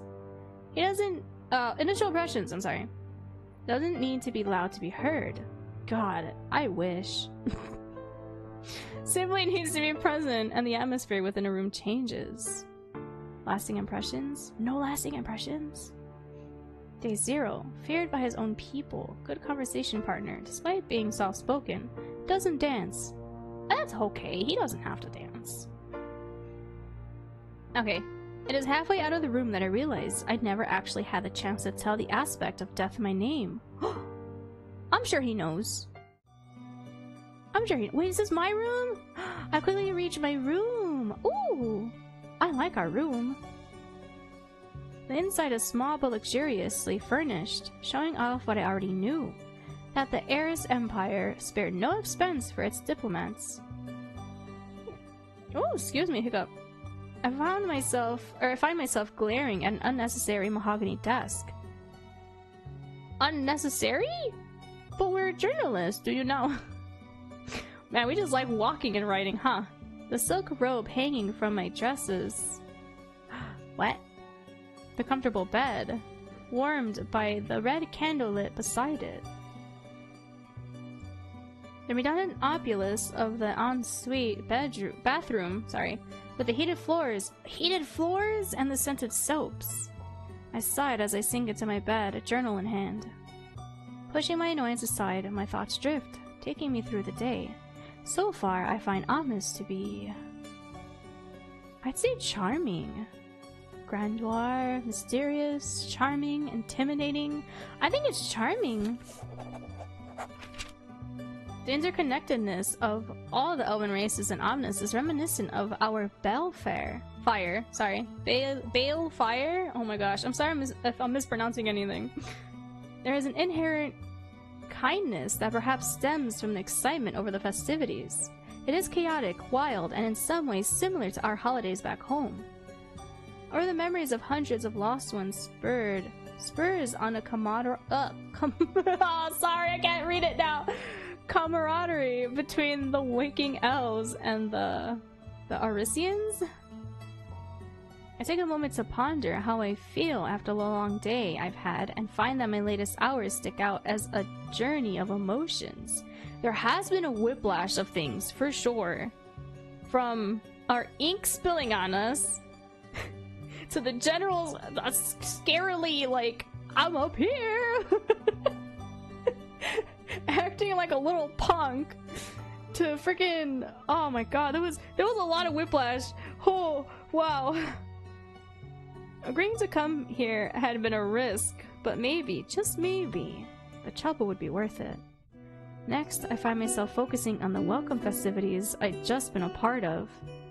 They were highly political, they were ridiculously chaotic, they were terribly exciting. I feel like it was exciting. They were quite a special experience. I feel like it was really exciting.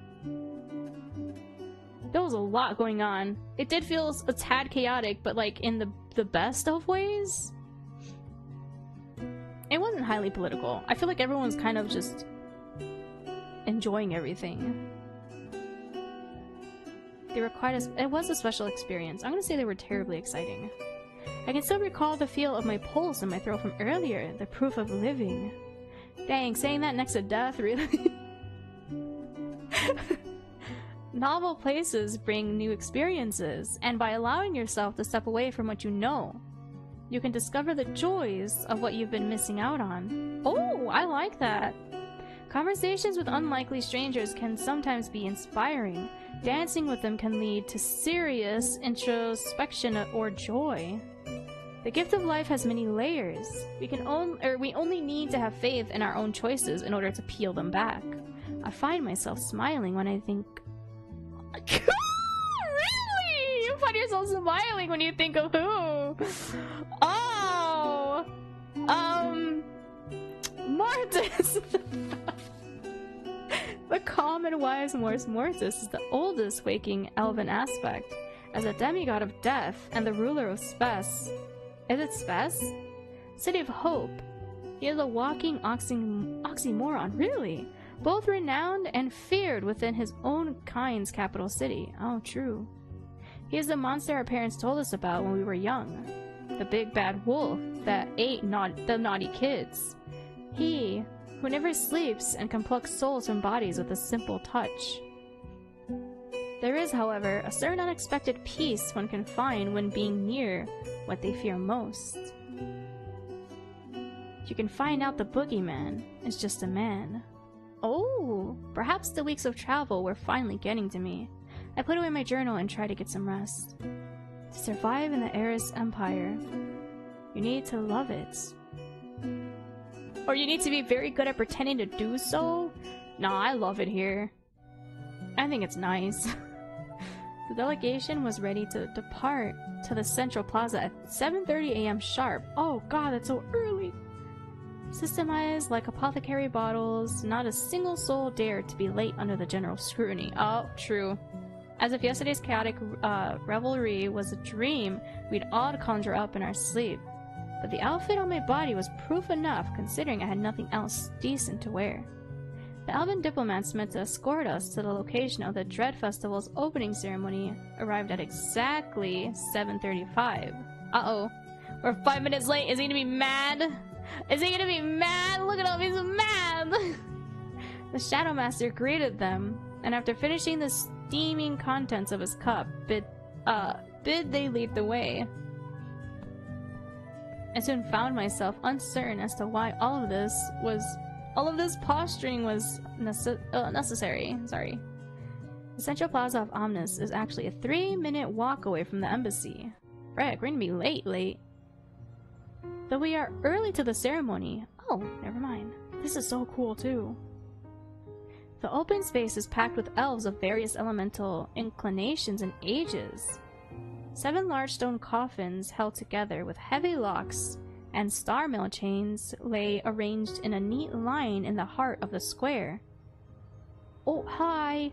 A giant cauldron of bubbling wax levitates peacefully above each one, and I quickly spot the 7 lit silver candles held together by Mors Mortis. Though Terra and Aqua are nowhere to be found, the aspect of death seems to personally be attending to the festival's preparation. It's just him? He appears calm as he runs his fingers over the flames of the braziers, heating the cauldrons. Why is it so somber, the music? Earning excited whispers from the gathering elves and senators. I find myself wondering if it hurts, or if he's touched fire so many times he's grown numb to it. I mean, it's probably his gloves. Are those gloves? For a second, his eyes meet mine across the field as our delegation steps forward to our designated area. Oh, Jesus, smile at him! What happens if I smile at him? Wait, I probably should have saved first. Surprise skips over to our matching and colors game. I know! It's like it was made for me. Oh, shoot. Surprise skips over his features like a pebble before sinking underneath the perfectly constructed political smile he'd offer our delegation. If it's meant to be, shush. Oh god, it's gonna get to my head. Or so I expected.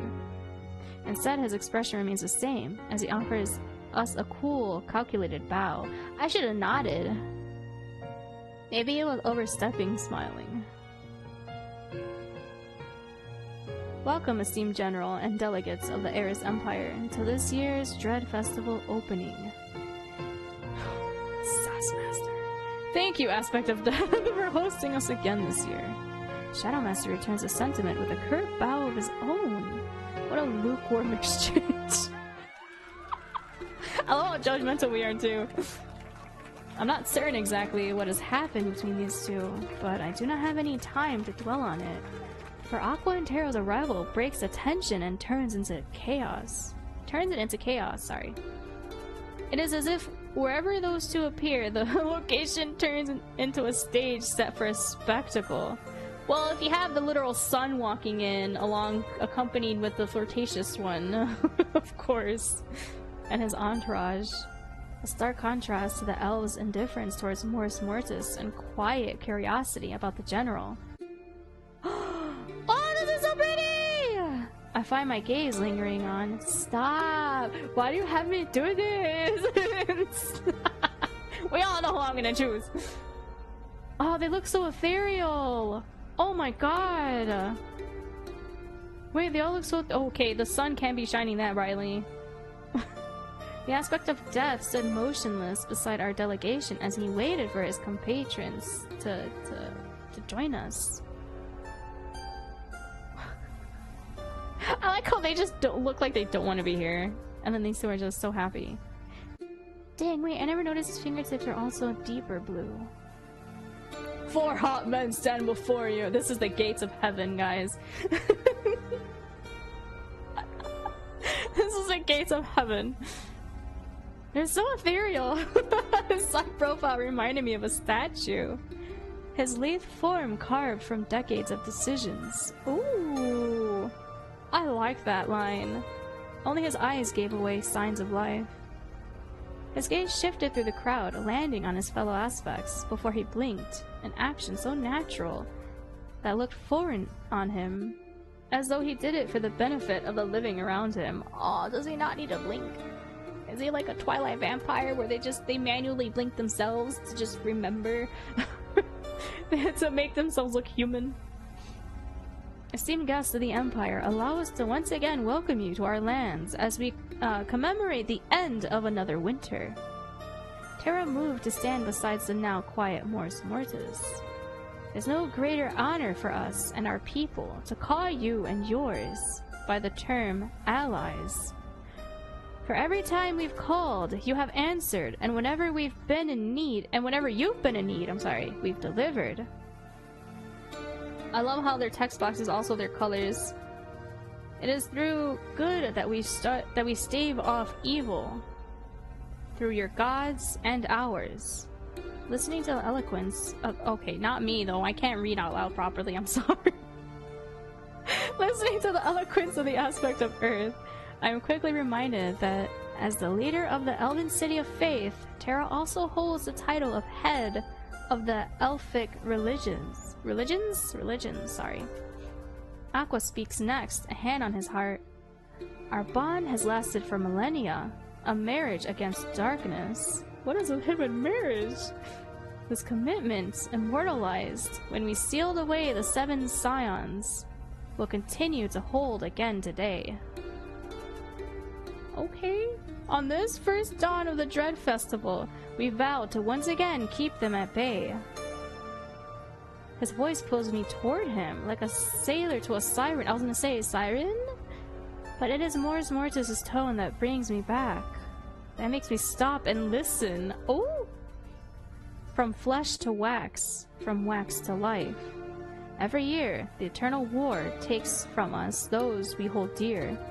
And with what's left of them, we seal away chaos, anger, harm, loneliness, sorrow, hunger, and plague, and to take a breath until next winter.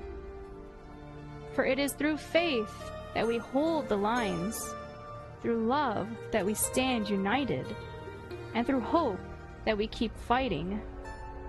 Let those we love shield us once more from the dangers we've forgotten. Breathe in and take your time to pray. Okay. Terra's command echoes through the air, rendering the thousands of elves gathered on their knees. As per the ritual, our delegation is the first to walk up to the braziers of bubbling wax. Time to pray, and silently thank those who gave their lives for ours. Aww. The general goes first, murmuring thank yous in both our language and that of the elves. Though I cannot see his face, I find his tone to be gentler than any I'd heard from him before. I go last from our delegation. I remember thank you in both languages. Do we know? Because we looked at that elf all confused with the elven language. Think about those I've lost over the years to this war.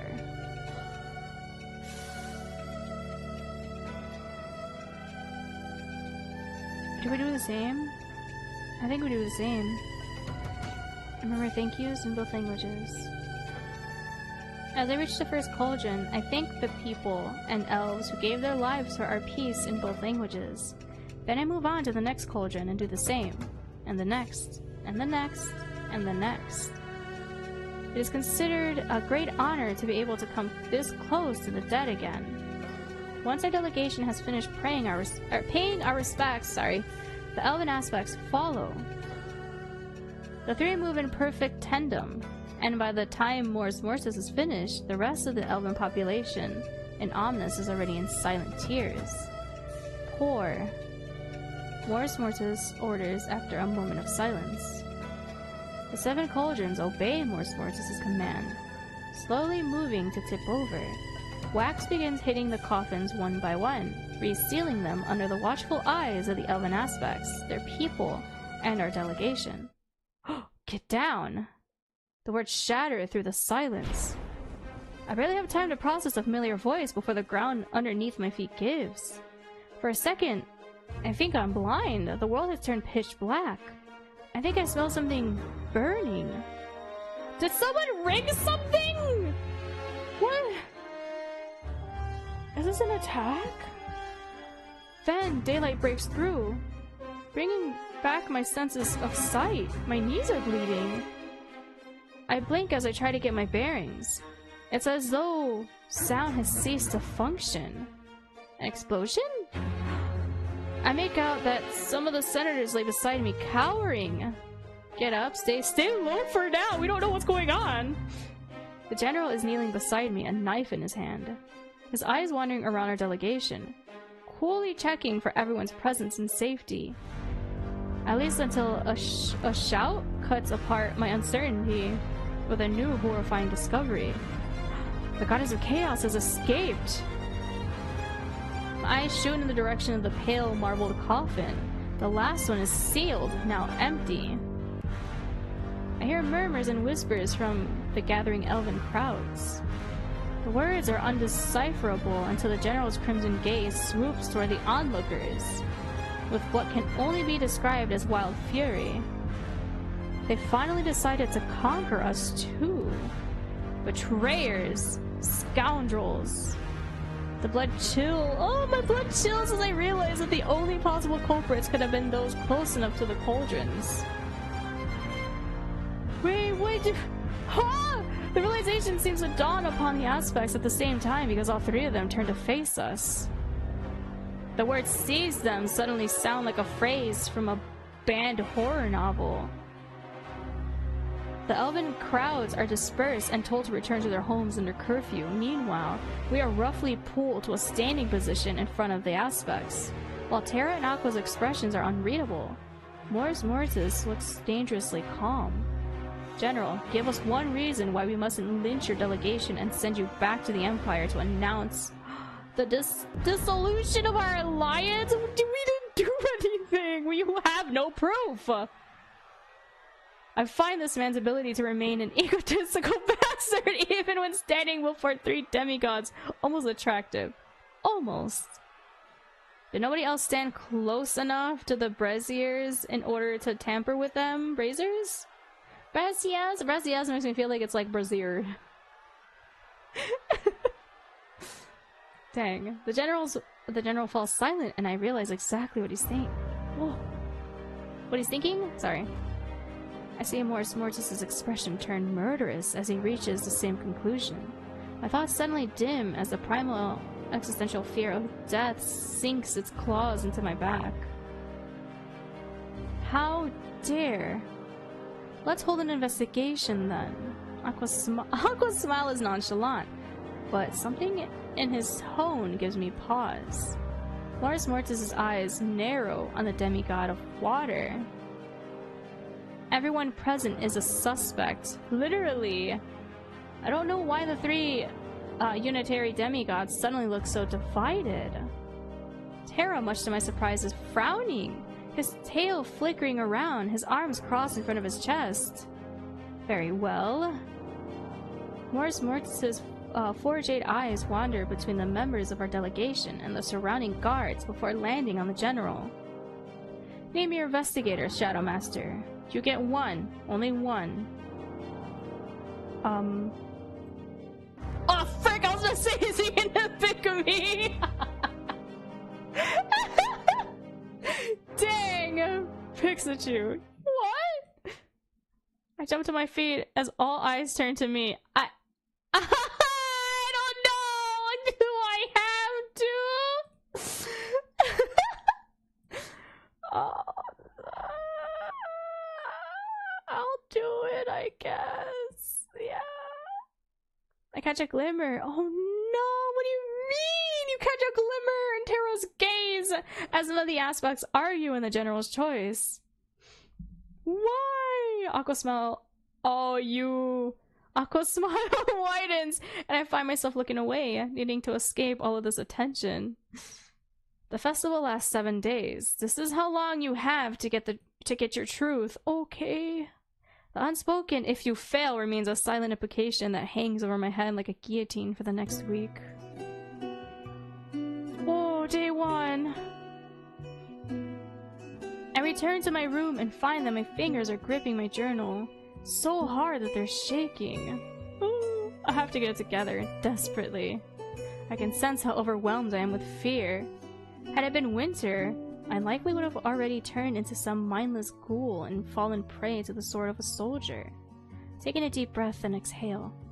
I repeat these simple motions several times until my brain has enough oxygen to function again as it should. Oh boy, day one! I'm so nervous! Who do I investigate? I don't know! Who do I investigate? Oh gosh, I did not mean to do that. Hold on. Did that mess anything up? Oh, it did, slightly. Let me do that. My bad. There we go. I somehow, like, moved the thingy. Oh, well, if we were all supposedly nearby it... I'm gonna save again. I'm so scared. Let's go to our what is it? Commander? Captain? I already forgot. Oh no, I'm nervous now. My mind is blank. Oh, frick. And the general, that's his... Your summons for the general go unanswered. He appears to be busy. Who should I investigate? You, frick. He would be busy. Nobody will kill you in your own office, right? I don't know. Let's see. My head feels like it's swimming as I attempt to piece everything together.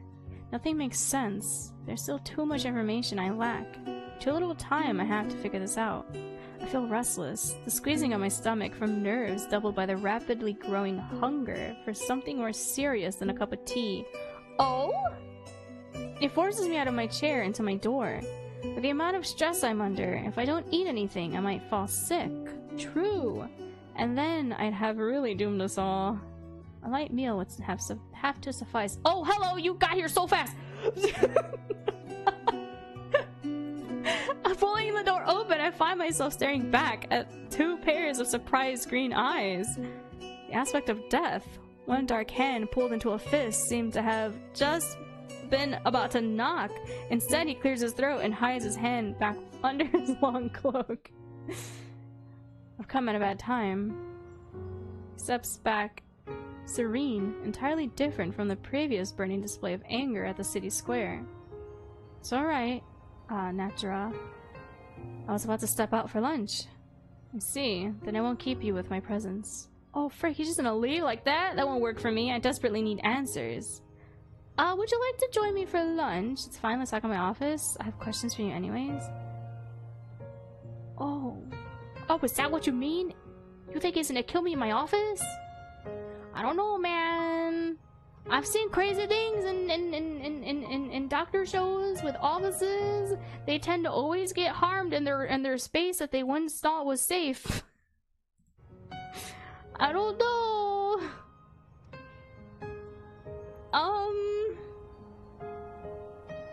Yeah, would you like to join me for lunch? Can we question him out having lunch? Yeah, why are you here? Hold on, yeah, no. Four green eyes blink at me and then scan me from top to bottom. You're hungry. Such a feeling should not be ignored. It's fine, this shouldn't take too long. Whatever meaning he finds... Oh! Oh, thank you, Siribot. He finds in my words seems to satisfy him as he gives me a curt nod and follows me into my office. He makes no effort for small talk while I move to take my place back behind my desk. Somehow the police silence doesn't rush me. Instead, it lets me sort through my thoughts. Do you prefer having me seated or standing? What? The question puzzles me. It really does. And I catch Mortis once again scanning my face, searching for who knows what as I shrug. Do not mind either way, Natura. We are in your city. And in your embassy, investigator. Do not forget that. Well, do whatever's most comfortable. I blink as he takes his seat in front of me and removes his hood. Ask away. So I do just that. Did you notice anything unusual happening in the hours before the incidents? Yeah, you were there before everyone else. Was the ritual tampered with? Who do you think is responsible? We already know they all think it's us. Or at least our people. Was the ritual tampered with? Yes. Obviously, right? How? Mortis's eyes fall on the scattered papers on my desk. They were runic configurations on the side of the cauldron. I blink in surprise. Runes are ancient symbols imbued with magic, most commonly used for spellcasting. But Runic is a dead language. Is anything truly dead if memory of it still lingers? True. The aspect of death reaches out and runs the palm of his hand over a burning candle flame on my desk. He shows no sign of pain as the fire licks away at the surface of his hand for 5, 10, 20 seconds. He inspects it with a full curiosity, and I find myself mesmerized as the green artwork on the back of his hand comes to life. Another eye blinks back at me. Oh, so it is an eye. Like a real eye, not just like, what is it? Embroidery or something.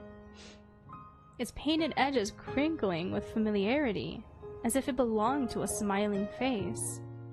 When I look back at Mors Mortis, I notice his ears have sharpened, and his bustling tail has frozen in place, as if he is listening for something I can't hear. The eyes on his cheekbones have shifted their attention elsewhere. Oh? His soft features... His features soften after a split second, and he turns his full focus back to me, pulling his hand away from the candle. What? Was it? Yeah, was it spirits? Do you know what purpose the runes served? Wait, is he distracting me? Are you distracting? Is it him? Is he the culprit? Oh gosh. What was that? Is he distracting me? That felt like such a distraction. That felt like such a distraction. Incessant spirits? Do we know what purpose the runes served? Do you not feel pain? I'm so confused. I'm not gonna ask this. Obviously not, right? Just... Okay, let me just focus on the... Let's focus! Do we know the purpose of the runes? Very few can read this language. Some of the runic shapes used are foreign, even to me. I frown at this information. Despite the youth of his current appearance, Mors Mortis was the eldest of the aspects. Imperial records place his age somewhere in the late 400s. My death speakers have already begun raising the spirits of the ancient dead to see if we can earn that knowledge. Ah, it was a spirit. And he was like amused by it. I'll let you know what we find, but this will take time. The sudden urge to snap at him rises within me. No! It's giving me a week to solve this, but he's the one that needs time? I mean, we are the visitor, like you said. I count to 10, stealing my nerves once more. How long do you imagine it will take to find this knowledge? By tree gifting at the latest. I grit my teeth. It's gonna take him 3 days? I see. I ponder the implications of that later, sorry. Did you notice anything unusual? Hours is a very broad amount of time, but yes, many things caught my attention. Well, I guess within that day. For one, my invisibility cloak has disappeared. Oh, so someone stole from you! The joke is on my tongue, but I resist interrupting, stamping it down with the other intrusive thought. I couldn't complete my afternoon patrol yesterday because I was saving a soul in distress from the rain. Oh, now he's putting this on me. I'm sorry, I got lost. Nah! I can feel his eyes linger pointedly on me as I write that down. I'm sorry. Wait, what did we write? Where? This guy. No, it's the same thing.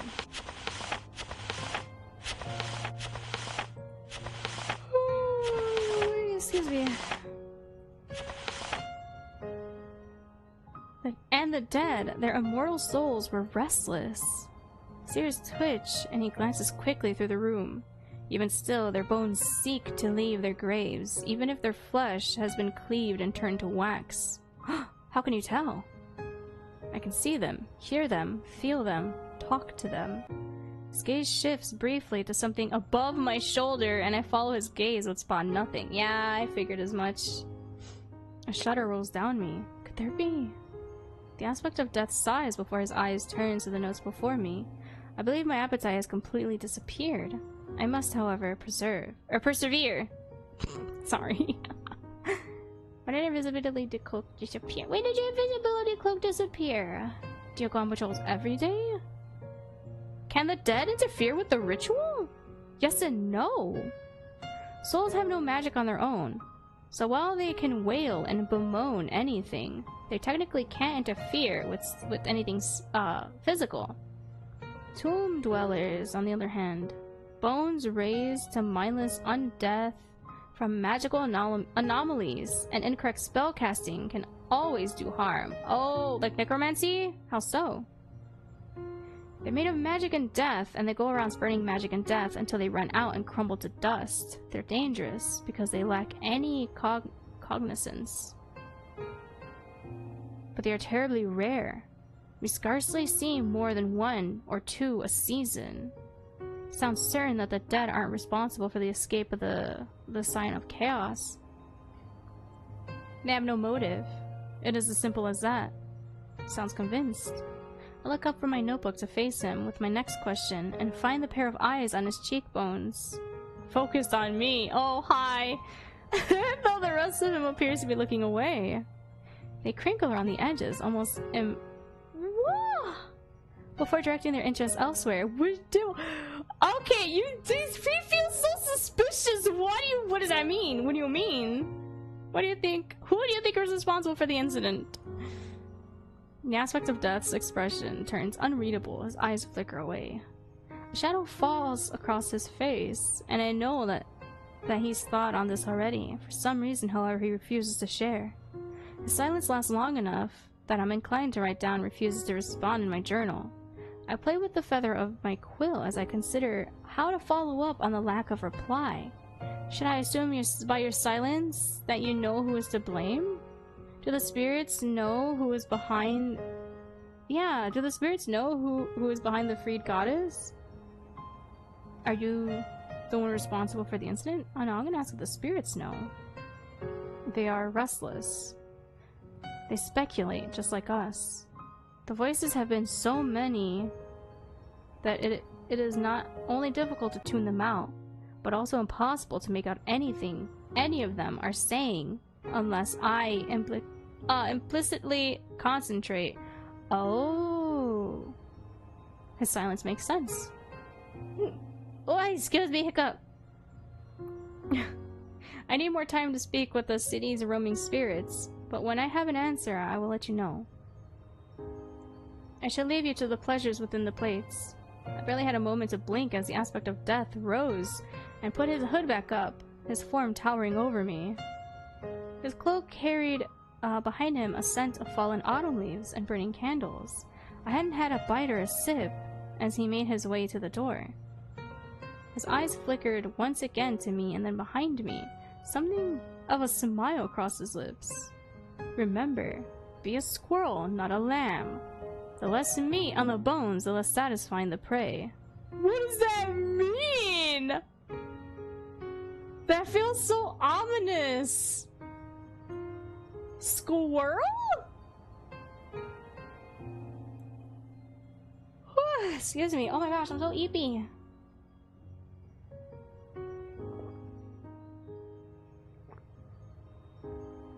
I don't know, man. That felt a little too ominous. What do you mean? Are you threatening me? Is he threatening me? He closes the door behind him with a soft click again. I can't tell if he's trying to piss me off or is genuinely attempting to be helpful. Who do I investigate? I feel like Aqua's such a troublemaker. Oh! I wasn't sure if it was because Mortis had called everyone present a suspect, but I found myself diligently studying Aqua as he sat on a chair in front of my work desk. A very ornate chair that hadn't been there right before I asked for the aspect of water to stop by for questioning. It was carved of some expensive wood, packed with comfortable cushions, and sparkled with pearls of various colors and sizes. The perfect seat for the man who lounged on top of it, as if he was king of the world. This guy. I love how dramatic he is, though. It's like you can't help but love it, you know? It's not overpowering, it's just so typical of a dramatic person. Legs crossed, chin propped up on one hand. He offered me a lazy smile that made something in my chest twist. He was perhaps the most beautiful man I'd ever seen. There we go again. It was annoying to no end. Should I summon a painter? You seem so fond of staring. Oh! My cheeks flushed and I cleared my throat. Glancing down at my journal, I found it logical. I started off by asking him the following questions. Why were you late on the morning of the incident? Probably fashionably late. Who do you think is responsible for things? I feel like I should be asking that last. Didn't notice anything unusual happening hours before the incident. I mean, they were late. Why were you late? Aqua scoffed at my question. I am late only if you go by the words of Mors Mortis. If anyone else had organized the Dread Festival this year, they wouldn't have said a word. Others can organize a festival? Of course. It is a rotating duty between all aspects. It just so happened that this year, the pleasure fell on Mors Mortis' shoulders. Didn't answer my previous question. Was there anything different between how Mors Mortis organized this year's festival compared to the previous ones? What does organizing the Dread Festival entail? Did he do anything different? I have no clue. I was delegated the task of organizing your arrival banquet. I'm sorry. So I was fully focused on that. No wonder it was so lavish and chaotic. Frank, we didn't really get any answers! Not really. I was too busy sleeping off a hangover after a long night of enjoying the rivalry. I helped your embassy throw. The revelry, sorry.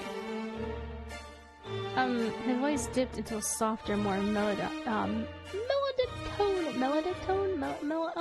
Sorry. It truly was a shame that you couldn't stay. Do demigods get hangovers? I feel like they wouldn't get hangovers. They're gods.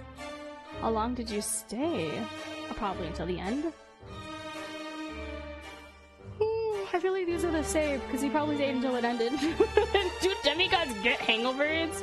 I don't know. Do we? Oh, you're so suspicious. Scylla, Pyre, and Lovak, give me straight. If you give me straight answers, then I'll be less likely to suspect you. I assume you are well aware of that aspect. Call me Aqua Investigator, after all. We are going to be spending a lot more time together than necessary in the coming week. Ciphering all the potential meanings of that sentence made my head hurt. Who do you think is responsible for the incident? This one has not answered anything! I'm suspecting him! Why are you dodging everything, sir? Aqua raises an eyebrow at my question. If I was thrown in at the deep end, I wouldn't go about attracting the attention of the sharks. Are you threatening me? He laughed, as though I'd asked something terribly amusing. His different colored eyes glittered like sea glass. Yeah, you Arisians are always looking for a reason for an argument or a fight. Do you know a lot of Arisians? A few. And that's enough to draw up such conclusions? Perhaps. Do my best not to roll my eyes. I will repeat myself. Who do you think is responsible for the incident? Let me rephrase. Do you know of anyone who might benefit from freeing a dangerous goddess from her 2,000-year slumber? Could you tell me more about this missing goddess? No, I want this. Excluding our enemies. I gritted my teeth at his nonchalant yawn. I haven't sensed any dangerous emotions from anyone, if that's what you're asking me. I find myself uncertain of what to put down on the paper in front of me. Question dodger, maybe? I'm sorry. You can sense emotions? My fellow naturals call it empathy. Oh my god, he's an empath!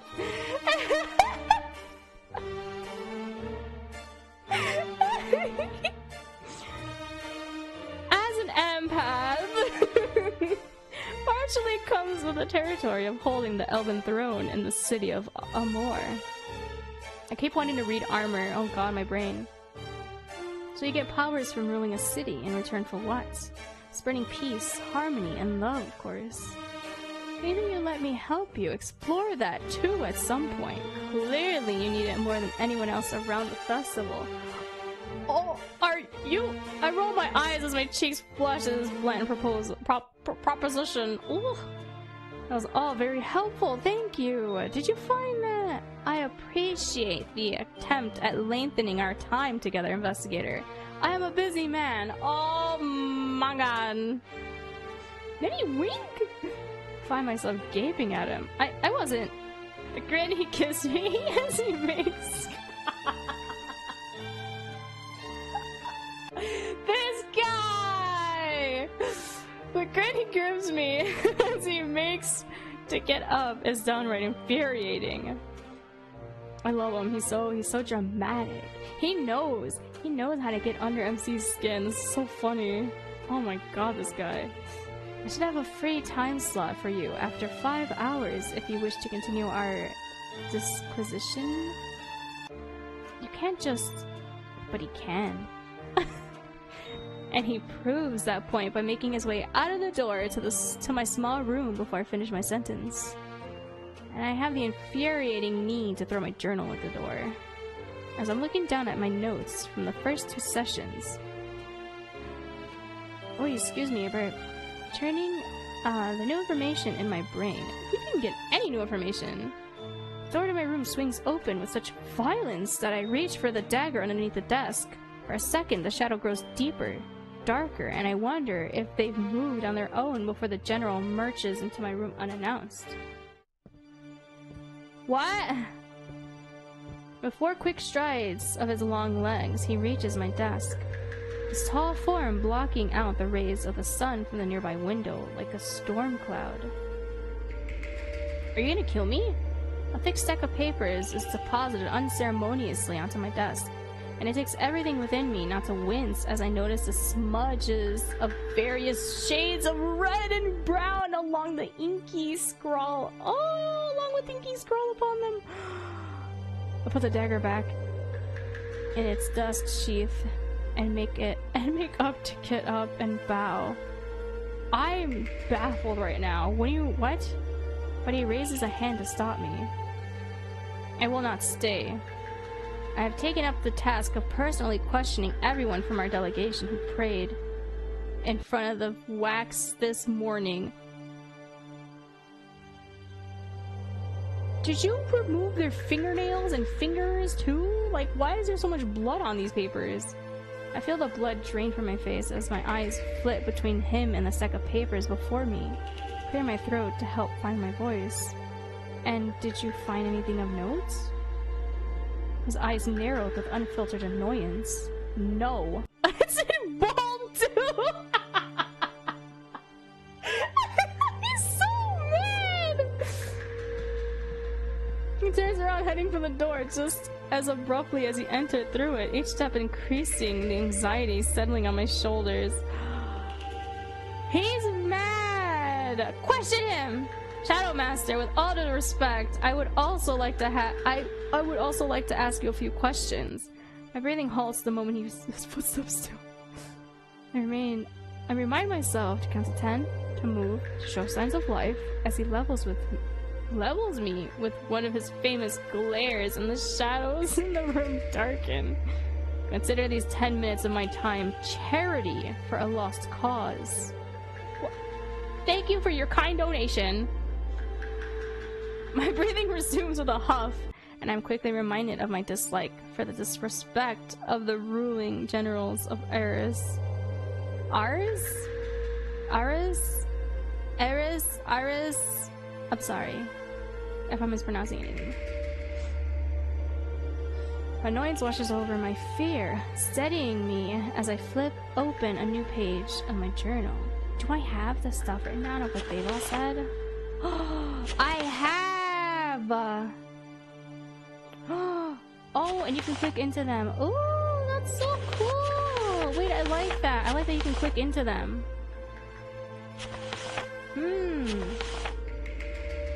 That's cool.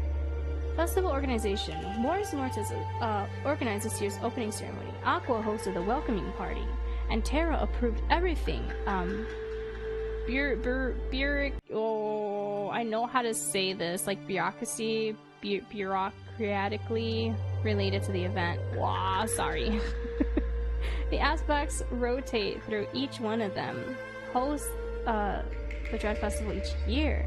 There is a 800-page book called The Divine Rite of Wax located in the Great Library. It explains the history and magic of the Dread Festival in great detail.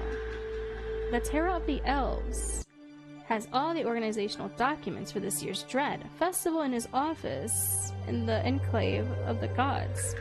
We have permission to visit him and check them out. Check him out, yeah, whew, sorry, my brain. As the oldest of the aspects, Mors Mortis should have the most detailed knowledge of the festival's organization. Dang, am I fumbling? I think I'm fumbling again. I fumbled so much yesterday in, Death and Theology. I realized it after I reviewed the VOD that, yeah, I did fumble so hard. I thought my brain was braining. No, I overcooked. I burned down the kitchen. I burned down the kitchen. It did not work. I had the correct fairy in mind, but I kept choosing the wrong one for some reason because I thought it was the parasitic one, and it was not the parasitic one. I'm so silly. I need to replay that and like choose the right path. Mors Mortis says that the dead have been uncharacteristically restless, but does not share why. Yeah, it's like they knew a pending doom was coming. I mean, they probably haven't told him. For a fee, any death speaker from Mors Mortis' faction can call upon the soul of a lost one. Mors Mortis is certain the dead aren't responsible for the escape of the Scion of Chaos, as they have no motive. Elven abilities. All three aspects have abilities that show up, that should help. I'm sorry. Oh my god.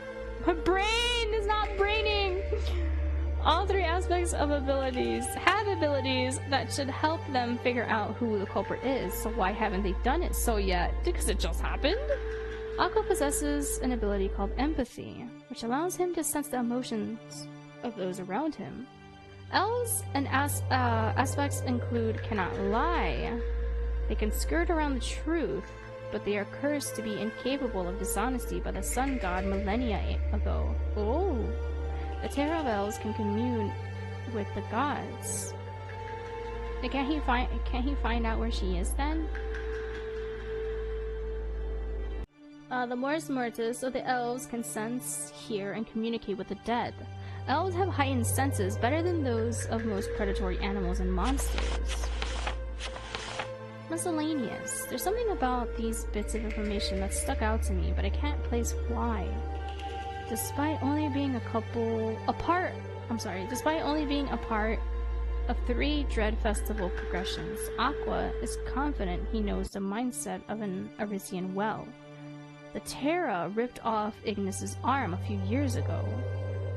The General has a strong dislike for Aqua. And there was something about his feeling and mood shift with Mortis as well at the party. Why didn't we write that down?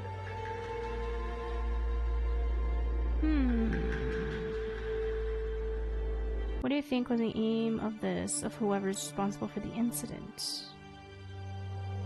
Did you know anything different in its setup this time around? Yes! The elves knew Aqua through the welcoming party yesterday night. He reeks of trouble. Knew? The elves knew Aqua. What do you mean, knew? So, there was a different person that was in Aqua's place before? And wait, what does that mean? Huh? I raised my eyebrow at the observation as I scribed the pointless answer down. Perhaps the Shadow Master used salty wine and trouble interchangeably. I wouldn't be surprised considering the stick up his ass. Could you elaborate? He's cocky and impulsive, an attention seeker with zero regard for the consequence of his actions.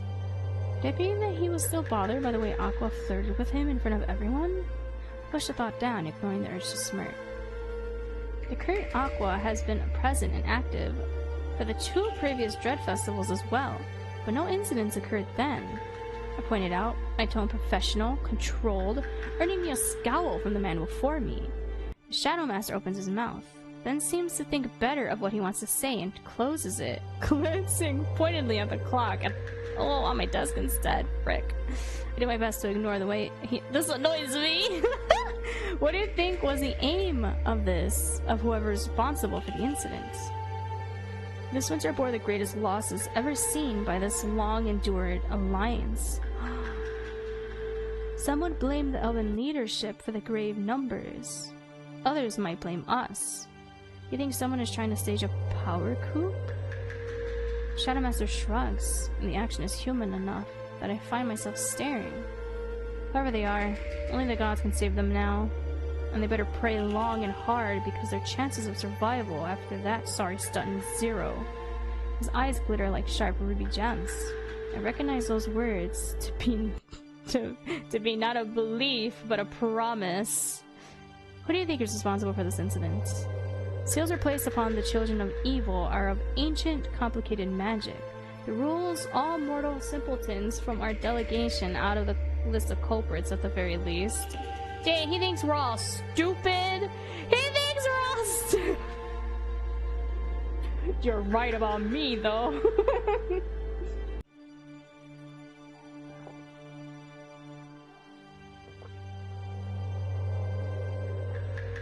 Sorry, I'm thinking my order. I purse my lips, ignoring the stab this asshole just lightheartedly made at my intelligence as he keeps talking. Whether it was a conscious betrayal or a hand guided by the anger of a god, those who would know to unseal a tomb bound by a millennium-old spell could likely be counted on the fingers of one hand. My hand freezes midair. The unspoken words linger between us for a few moments before I finally press my quill to the page of the journal again, seemingly snapping the general from his continued unspoken thoughts. His gaze flits to me, and then to the space around me before he crosses his arms over his chest.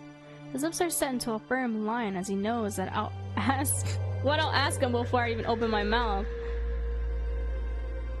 Oh.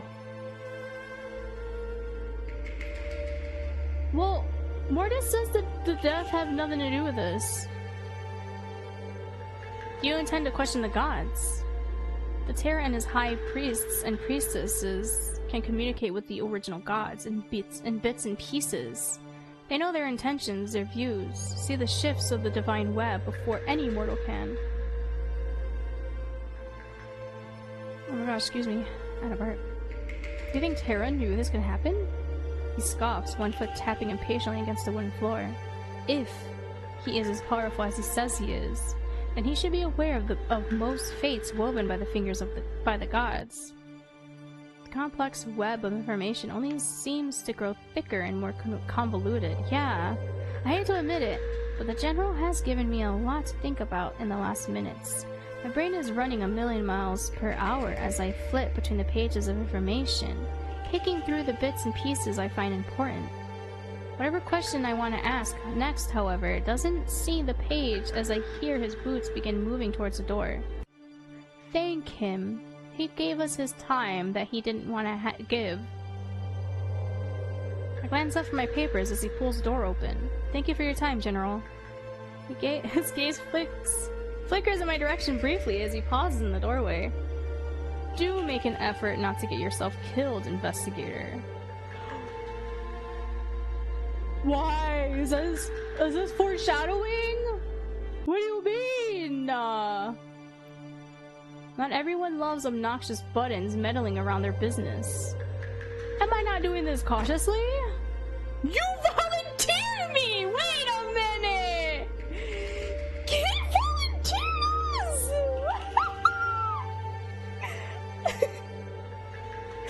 He volunteered us, and now he's like, don't go dying on me now. You cannot. This guy. He steps out and shuts the door behind him, leaving me staring indignantly at the space. Oh, he just left. My earlier bout of fear completely forgotten, now replaced with a warm, boiling rage slithering underneath my chest. If I wasn't in an embassy building, I would scream. What a fucking ass. Sila, Pyre, and Lova give me strength. Who do I investigate? Terra. I tap my pen against the desk as I try to secure a plan. I'm sorry, I struggled on that word for some reason and I couldn't. I'm sorry. I'm a political journalist, I'm not a detective. I should be reporting on the strong relationship between the Ares Empire and the... Excuse me. And the Quillen, oh gosh, I forgot how I pronounced this before. The Quillen Galar? The Chillen Galar? I'm sorry. I'm sorry about mispronouncing anything. I should be watching the general, gallivanting alongside the aspects, drinking wine, smiling politely, and just writing. The general will never do that. What? Instead, I somehow find myself spearheading an investigation that could not only spark a war between two nations, but also result in the end of my life. What the frick, man? I can feel the nerves in my stomach like worms, eating me from the inside out. I should have skipped breakfast. And at this rate, I might skip dinner. We skipped lunch, too. You alright? You look like you want to murder your journal. Which I do not recommend, by the way. It looks like a nice journal. I was gonna say, is that him? It's so silly. I find myself torn from my thoughts by a voice I'm quickly growing acquainted with. Its owner leans against the open doorway, strong arms crossed in front of his chest. I knocked several times, but you didn't respond, so I let myself in. Usually people would just leave. He forced his way in. Took me a moment to realize that he was waiting for me to respond to his earlier inquiry.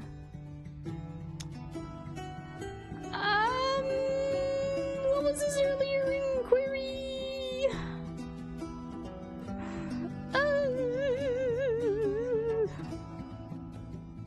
Can we just say you alright? No, I'm not. Not really. I'm stressed out, man. Not really.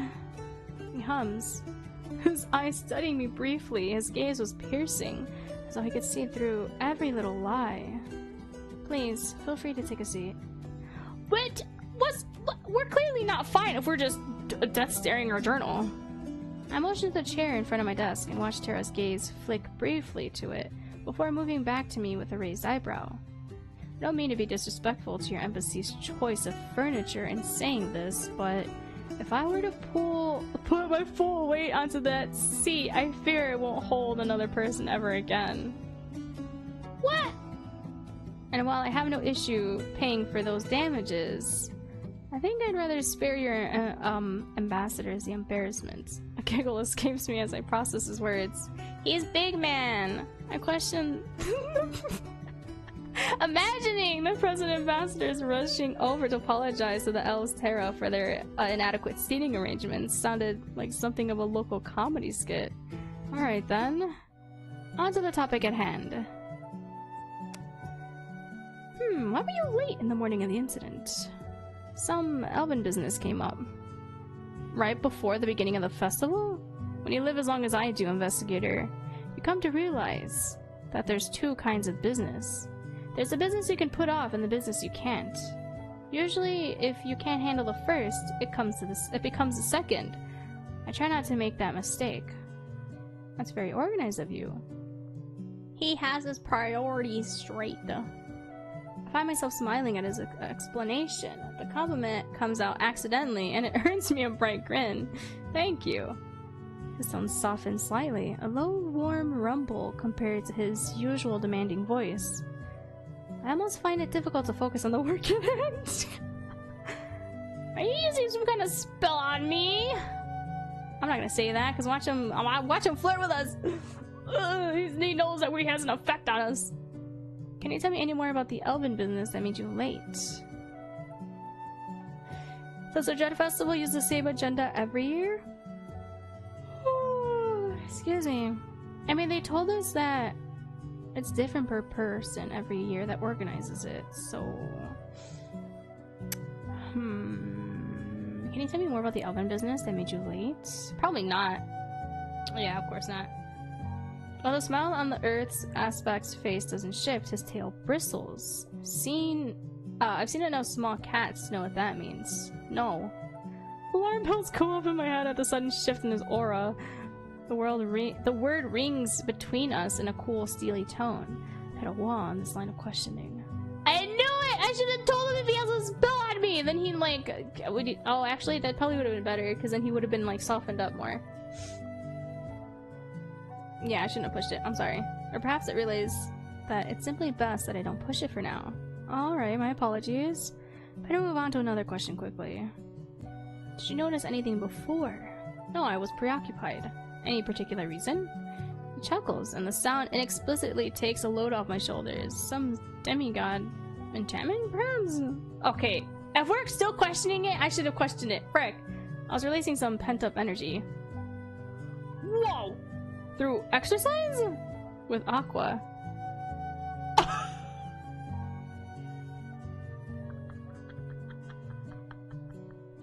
Were they getting busy? It takes great effort for me to keep my pen moving against the paper, but the writing turns into an unintelligible scrawl at his words as his words sink in. His expression is proof enough that he isn't teasing me. His lips are set into a firm line. His muscular arms cross in front of his chest. After a few moments, when I'm certain my voice and expression are schooled, I continue that line of questioning. But if they're each other's alibi, why didn't Aqua tell us that either? And is this a common occurrence? And how long were you two together for that evening? Dang, not us. Wow. How long did you guys go for? Clearly long enough to be late. So you're each other's alibi. But yeah, why didn't he tell us? I suppose that's the case. His eyes flicker briefly away from me as his tail lowers to the ground. Is this information that you'd rather doesn't spread? Tension melts away as I dreamt it up. He chuckles at my question. I found myself watching the muscles in his abdomen as they tense. You're a funny one. Nobody in the city cares who does what with who, with however many partners, as long as it's not on the streets. I found myself blushing as I put his words to paper. What do you mean? They were getting busy? What the frick?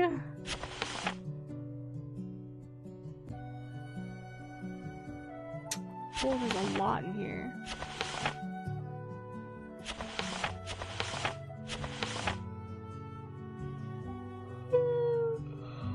Excuse me, I'm very sleepy.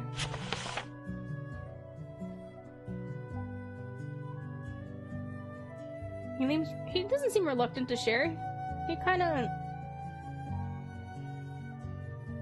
gave Aqua and Terra separated for a shower and a change of clothes before the opening ceremony. Oh yeah, okay, that's what they did. They showered together. Whoa. Wait, Terra stated that he and the Aqua stayed at the embassy until 3 a.m. They left once they retired for the night. Wait, yeah, this is different now.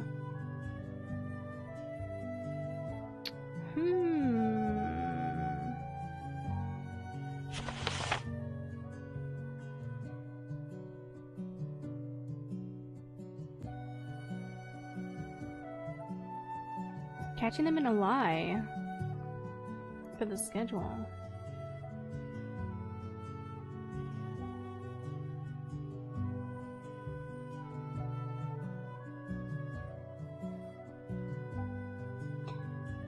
Aqua says he stayed at the festivities until at least 1 a.m., but then Terra has stated that he and the Aqua stayed in the embassy until 3 a.m.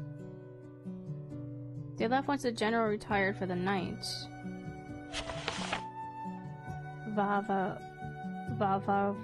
my god, what? Varvare. Whoever was responsible for the disaster at the opening released one god. Why? God, oh, it's the goddess of chaos. It's the fourth child of the Arbor Pestis. According to random materials from the time, she was a menace on the battlefield, uncontrollable, and like all other gods, unkillable. She was sealed away for 2 millennia in the late aspects in the gods. Oh, by the late aspects in the gods. There are secondary records on the goddess from the Grand Librarian. Okay. Wait, what? There are likely very few who know how to remove them, the dead and the gods among them. But then this guy said the dead isn't involved, so he's lying to us.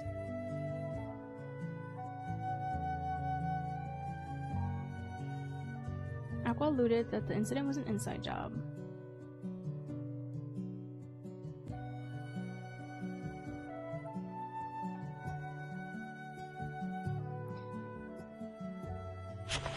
The what?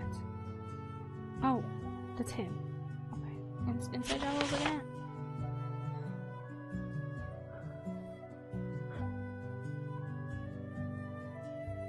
Oh, excuse me. I'm just getting more and more confused. This is really rough to understand.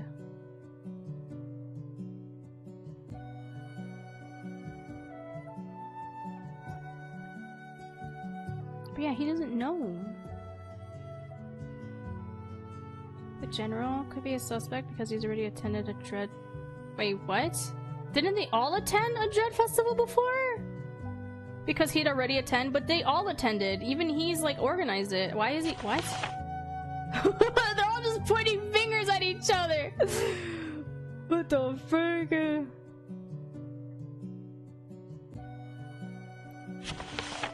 Yeah, see, it's certain the dead aren't responsible.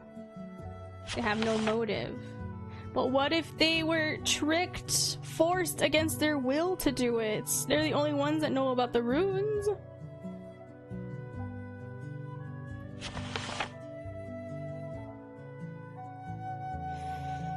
Who do you think is responsible for the incident? The Terra's eyes narrow. The Terra's eyes narrow at my question, his lips pursing into a scowl. Devs, you have that as Terra saying that, not as a genuine, general text box. Oh, that really confused me for a second. I was like, why is he saying this out loud? Oh gosh, my eyes. Whoever they are, they couldn't have escaped far. I put Omnis into lockdown. No one can leave or enter. That wasn't my question. Oh, and the journal says that already before I actually had that question from him. Answered.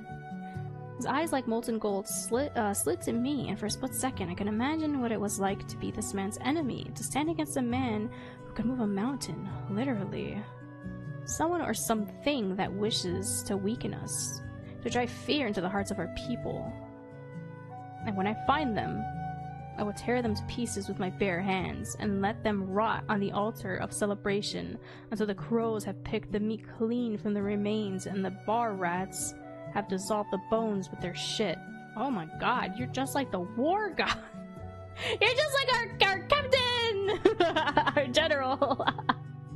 You're just like our general. Jesus. It takes me a moment to close my mouth and remember to write this down. The silence stretches out between us. The only sound of ink on paper before I look up at the demigod before me. Another question in mind. Can a lockdown hold a child of evil? It can't. They're chaotic. Is there any chances that one of yours betrayed you? Oh, he'd get mad at that. What could anyone hope to gain from ruining the opening ritual? Attempting to sow the seeds of panic and fear in our people is futile. Most of them have lived too long and too emboldened by their love, faith, or hope to truly let one minor attempt on their lives shake centuries of mental and emotional training. So you believe the goal of the event is purely to free the goddess? That or to shake more Mortis's position in our society? He also said the same thing as I forgot who. I pause, having completely missed this angle. Why would anyone attempt to damage the reputation of your demigod of death? Everyone tends to fear what they cannot understand and hates what they cannot control. True! I hate things that are out of my control. I hate it with a fiery passion. Mors Mortis has saved many lives, turned his district of death and afterlife into a sanctuary for survivors in the internal war. And this is a problem? I feel a semblance of horror crawling up my spine at the implied alternative. Some would call it a weakness. So they're just bullying the men! Oh my god, he has such blind faith for them. Oh, I love him so much! Why are they bullying him? Would you? I call it hope. I find it necessary. His undaunted response warms me, smothering the chill of horror with assurance. A knock sounds on the door, breaking us away from our session. Tara's eyes move from the door to me, his lips pursed as he steps away from it. For a man so famous for his control, he sure had no problem giving it away. I half expected him to answer before I'd blink. Come in! The door creaks open and I find myself looking at a handsome, lithe silver-haired elf who offers to Tara a low bow. Allura? You are needed in the square to help set up the fire dancing festival in Natura. Of course, I will be right there. Though I am annoyed by the interruption, I nod my head when Tara's gaze returns to me. I'll see you at the fire dancing then, investigator. If I survive, I feel like I'm gonna get murdered right now. Do you have appropriate clothes for the event? I find myself caught off guard by the question. Oh, you want to buy me more clothes? I'll have some sent to your room before tonight then. Are you always buying strangers whole new wardrobes? Usually only those that ask nicely. I didn't even ask, you just okay? His grin stirs in me something fierce. Natura, I'm coming, Allura. What? What? That's it? We don't get to go to the fire dancing? Ah! He teases us with a new outfit. We can't even see it. Dang it! That was it! Frag! Oh, man. Oh, man! That was so good. Oh, my God. That was so good. I'm so, like... I have questions! I have more questions than answers. Oh, frick! I'm sorry, I bumped my mic too, slapping my face. Dang it. Wait, CG gallery. Oh, shut up! Really? Oh my god, the ethereal photo. Nice. I'll have that on screen. They look so... What the heck, man? Who done did it?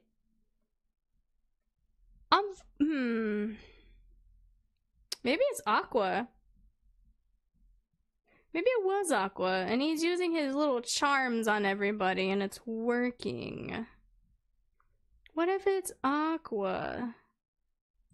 It's probably Aqua. This whole time, I forgot to have Shimmer mode on Discord. Whoopsie. I bet you it's Aqua. I don't know. That's my final answer. It's Aqua. Aqua's done doing it with his suave nature. Look at him. I love his design so much. Design-wise, I love Aqua a ton. Character-wise, I love all of them, actually. Character-wise. I feel like they're all written so vastly different from each other and makes them, like... It's so cool. I love them. Oh my god. Holy cow. This one was a fun one. They're all fun ones! This one's so good! Oh god, sorry. Okay, let's exit out of the game because I'm having insane encoding overload. Let's go here. Am I better? Am I better? No, I'm still glitching. Okay, there we go. Oh no! It's not working! My stream's broken! I'm sorry. I'll try to fix my encoding overload issue.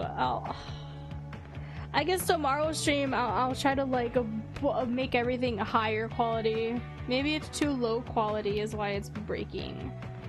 Because I haven't done anything for it to be breaking like this. Oh, excuse me. But yeah, the Kickstarter link for Spell Candle is pinned in chat, by the way.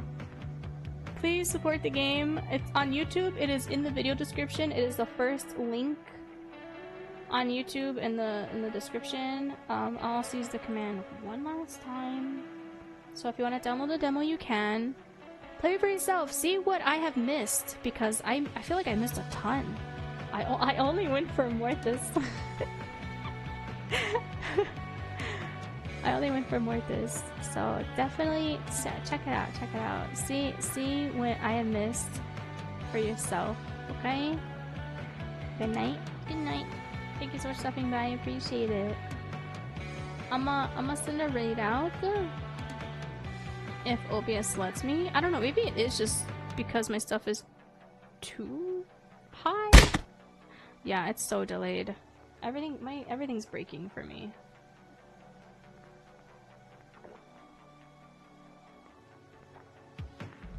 Oh wait, Jay's playing. I'm gonna raid Jay. Jay to the 4th power is playing Spiritfarer, and I freaking love that game so much. I'm gonna raid Jay. Oh my god, man. Everything is so slow and laggy for me right now. It's driving me insane. Is he ending stream? I don't know if he's ending stream or if he's continuing stream.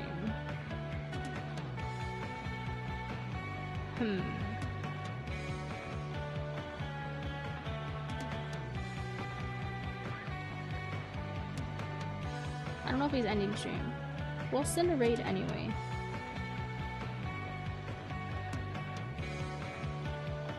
Copy. Wait, let me post it. I'm gonna post his Twitch link in YouTube chat because I don't know if he has a YouTube channel, but I multi-stream to YouTube, and then I'll make the raid ready. There we go. Thank you so much for hanging out with me. I really appreciate it. Thank you so much for all of the lurks and the chats. I appreciate it so much. I'm sorry everything's been so terrible quality these last 2 days. It's because OBS updated before stream yesterday, and I have encoding overloaded on 24/7 now on my stream, and that makes me upset because that wasn't like that before. I don't know what's going on, but apparently everything's just broken. I don't know how else to fix that either, so I'm sorry. I don't know technology. I'm dumb. It just hates me as well, so oh well. I'll see you guys tomorrow. I'll be playing Lovers Enigma. Their Kickstarter also starts tomorrow, so look forward to that. And they also extended their demo by a day in-game, so I'm excited to play that one. I'm really excited to play that one. Lovers Enigma has been on my radar for months. I think all year. So I'm so grateful that they reached out to me.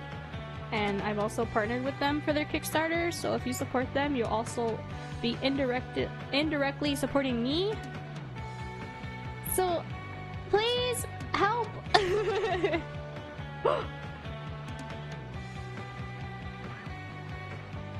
Oh my god, everything black screen for like a second. The raid left because I was trying to end stream and everything black screened for a second.